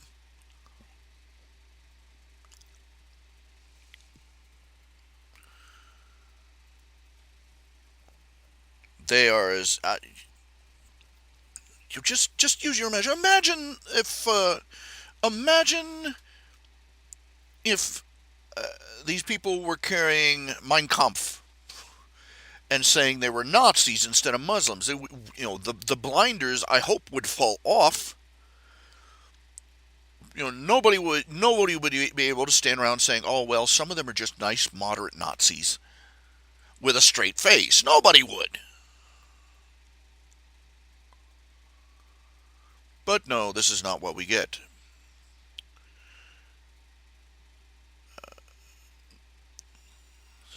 I got people on my Facebook feed talking about, "Oh, you're being so cruel and unchristian for turning away these Muslim refugees."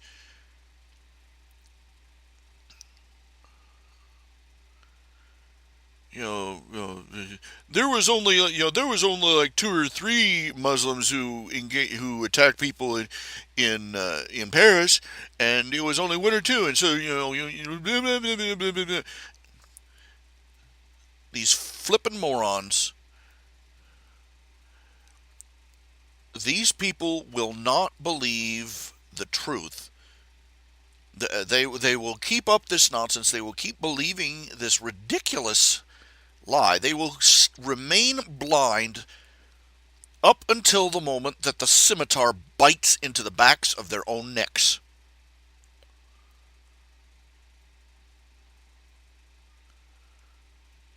Why, in God's name, do we tolerate such people? How has it gotten so bad that they can watch people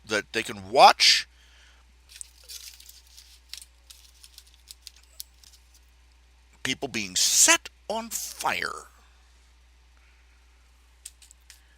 and stand there and blibber blubber blither that, oh, well, they're not all the same.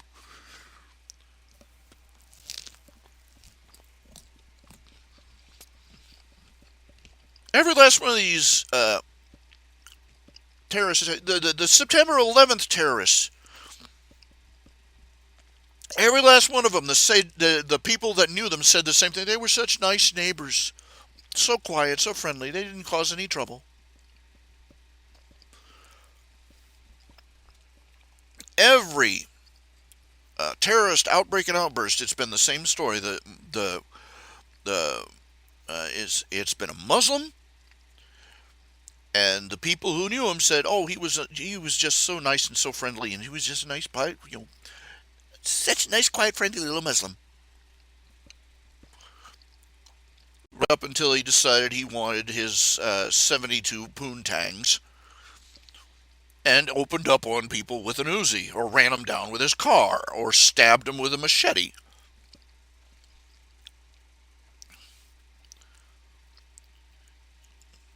If feminists actually had functioning brain cells in them, they would take one look at Islam and demand that we glass Mecca.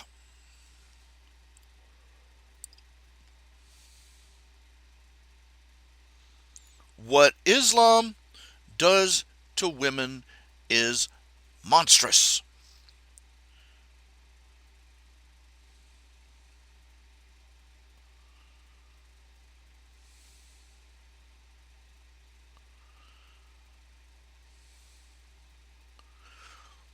There are Chinese sex slave traders that are going, geez, man, these Muslims are screwed up about how they handle their women. Cripes! But no. The liberated Western woman attacks her own men and welcomes her rapist and murderer with open arms.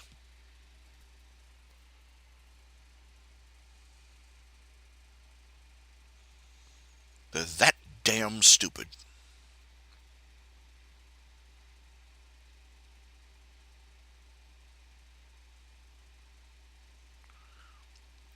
And there are days where I think that we've reached a point where we might as well just take the Jonah approach.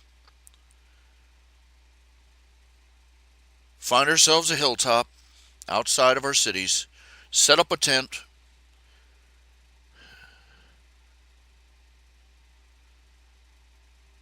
bring a cooler full of drinks and sandwiches, and just watch the show. And just watch these fools fling themselves into the jaws of their own destruction. Then, when the last fires finally go out, we can climb down off our hill and start over from scratch. And ask any of the survivors now, do you believe us? But no, they wouldn't allow that. They're going to go down, they're going to take us with them.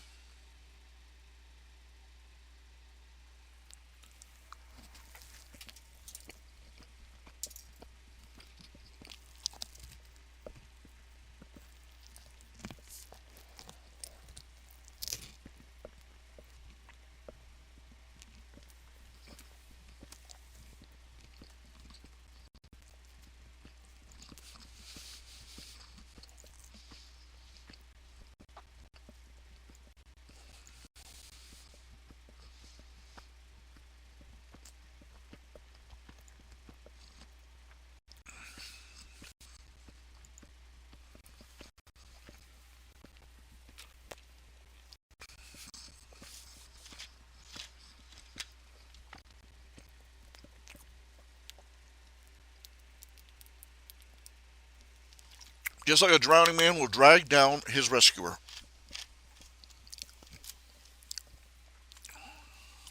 This ties back into what I was saying earlier. Uh, people mock libertarians and say, well, if people don't like the social contract, they can just leave. No, they can't. Didn't I say this before? I mean, remember what I was saying before. Uh, they make the argument that if you live in a society, you have non-verbally agreed to abide by its rules. You have more or less signed the social contract, agreed to go along with all their laws and everything, and that if you don't like how those laws are, and you don't like working in the system, you can just leave.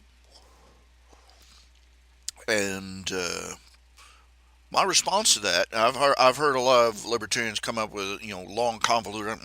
My answer to that is very simple: can we? Because last time I checked, last time we tried to leave the state,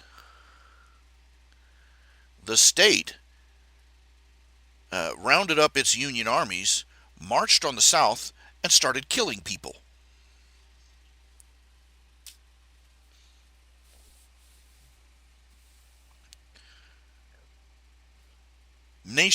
Governments do not let people leave.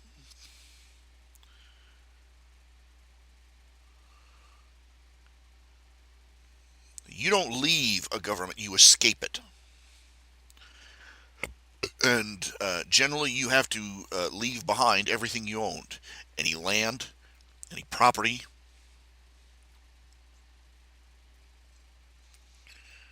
any wealth at all. And you are lucky if you are allowed to bring along what you're wearing and what you can carry.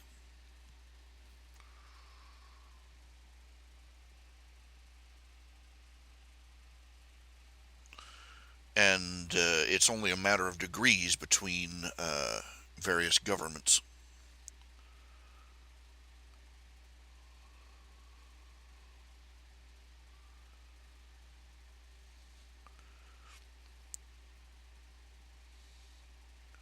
When people say, "Oh, if you don't like it," we tried to secede. We tried to leave and take our land, which was rightfully ours, with us, and the government came after us. You try and secede from the Union today, see what happens. Same thing that happened to the South back in the 1800s. The state regards us and everything we own as its property.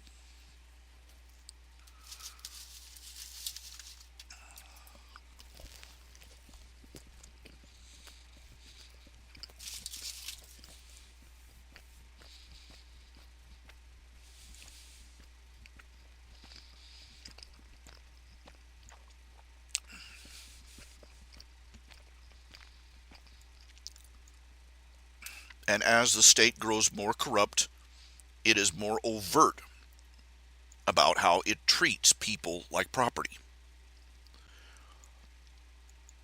In a relatively free society like America, they merely hinder the effort to leave. They set all sorts of paperwork and obstacles in your path. You can't just go to the border and leave.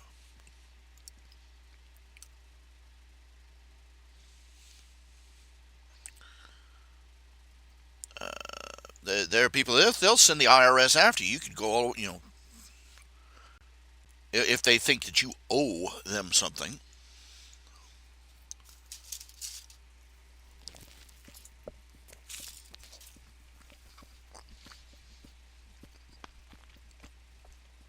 It eventually reaches a point where they build a fence and set people with guns atop it to kill you if you try to leave. Like they did in the Soviet Union, like they're doing right now in North Korea.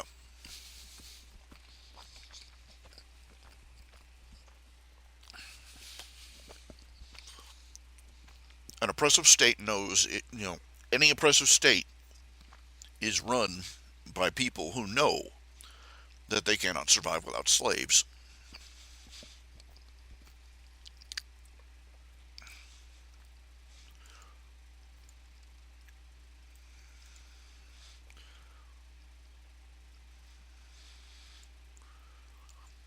Somebody tells you, oh, if you don't like how it's run, you can leave. Just look them in the face and tell them, you retard.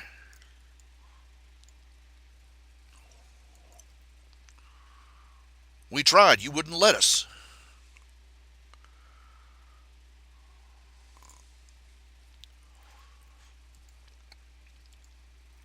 So don't give me that lie.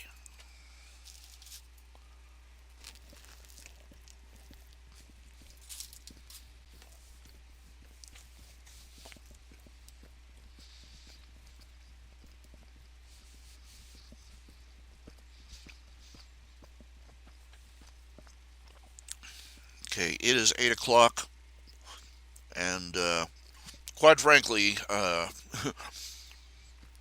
righteous indigestion is only going to keep me going for only a couple more minutes.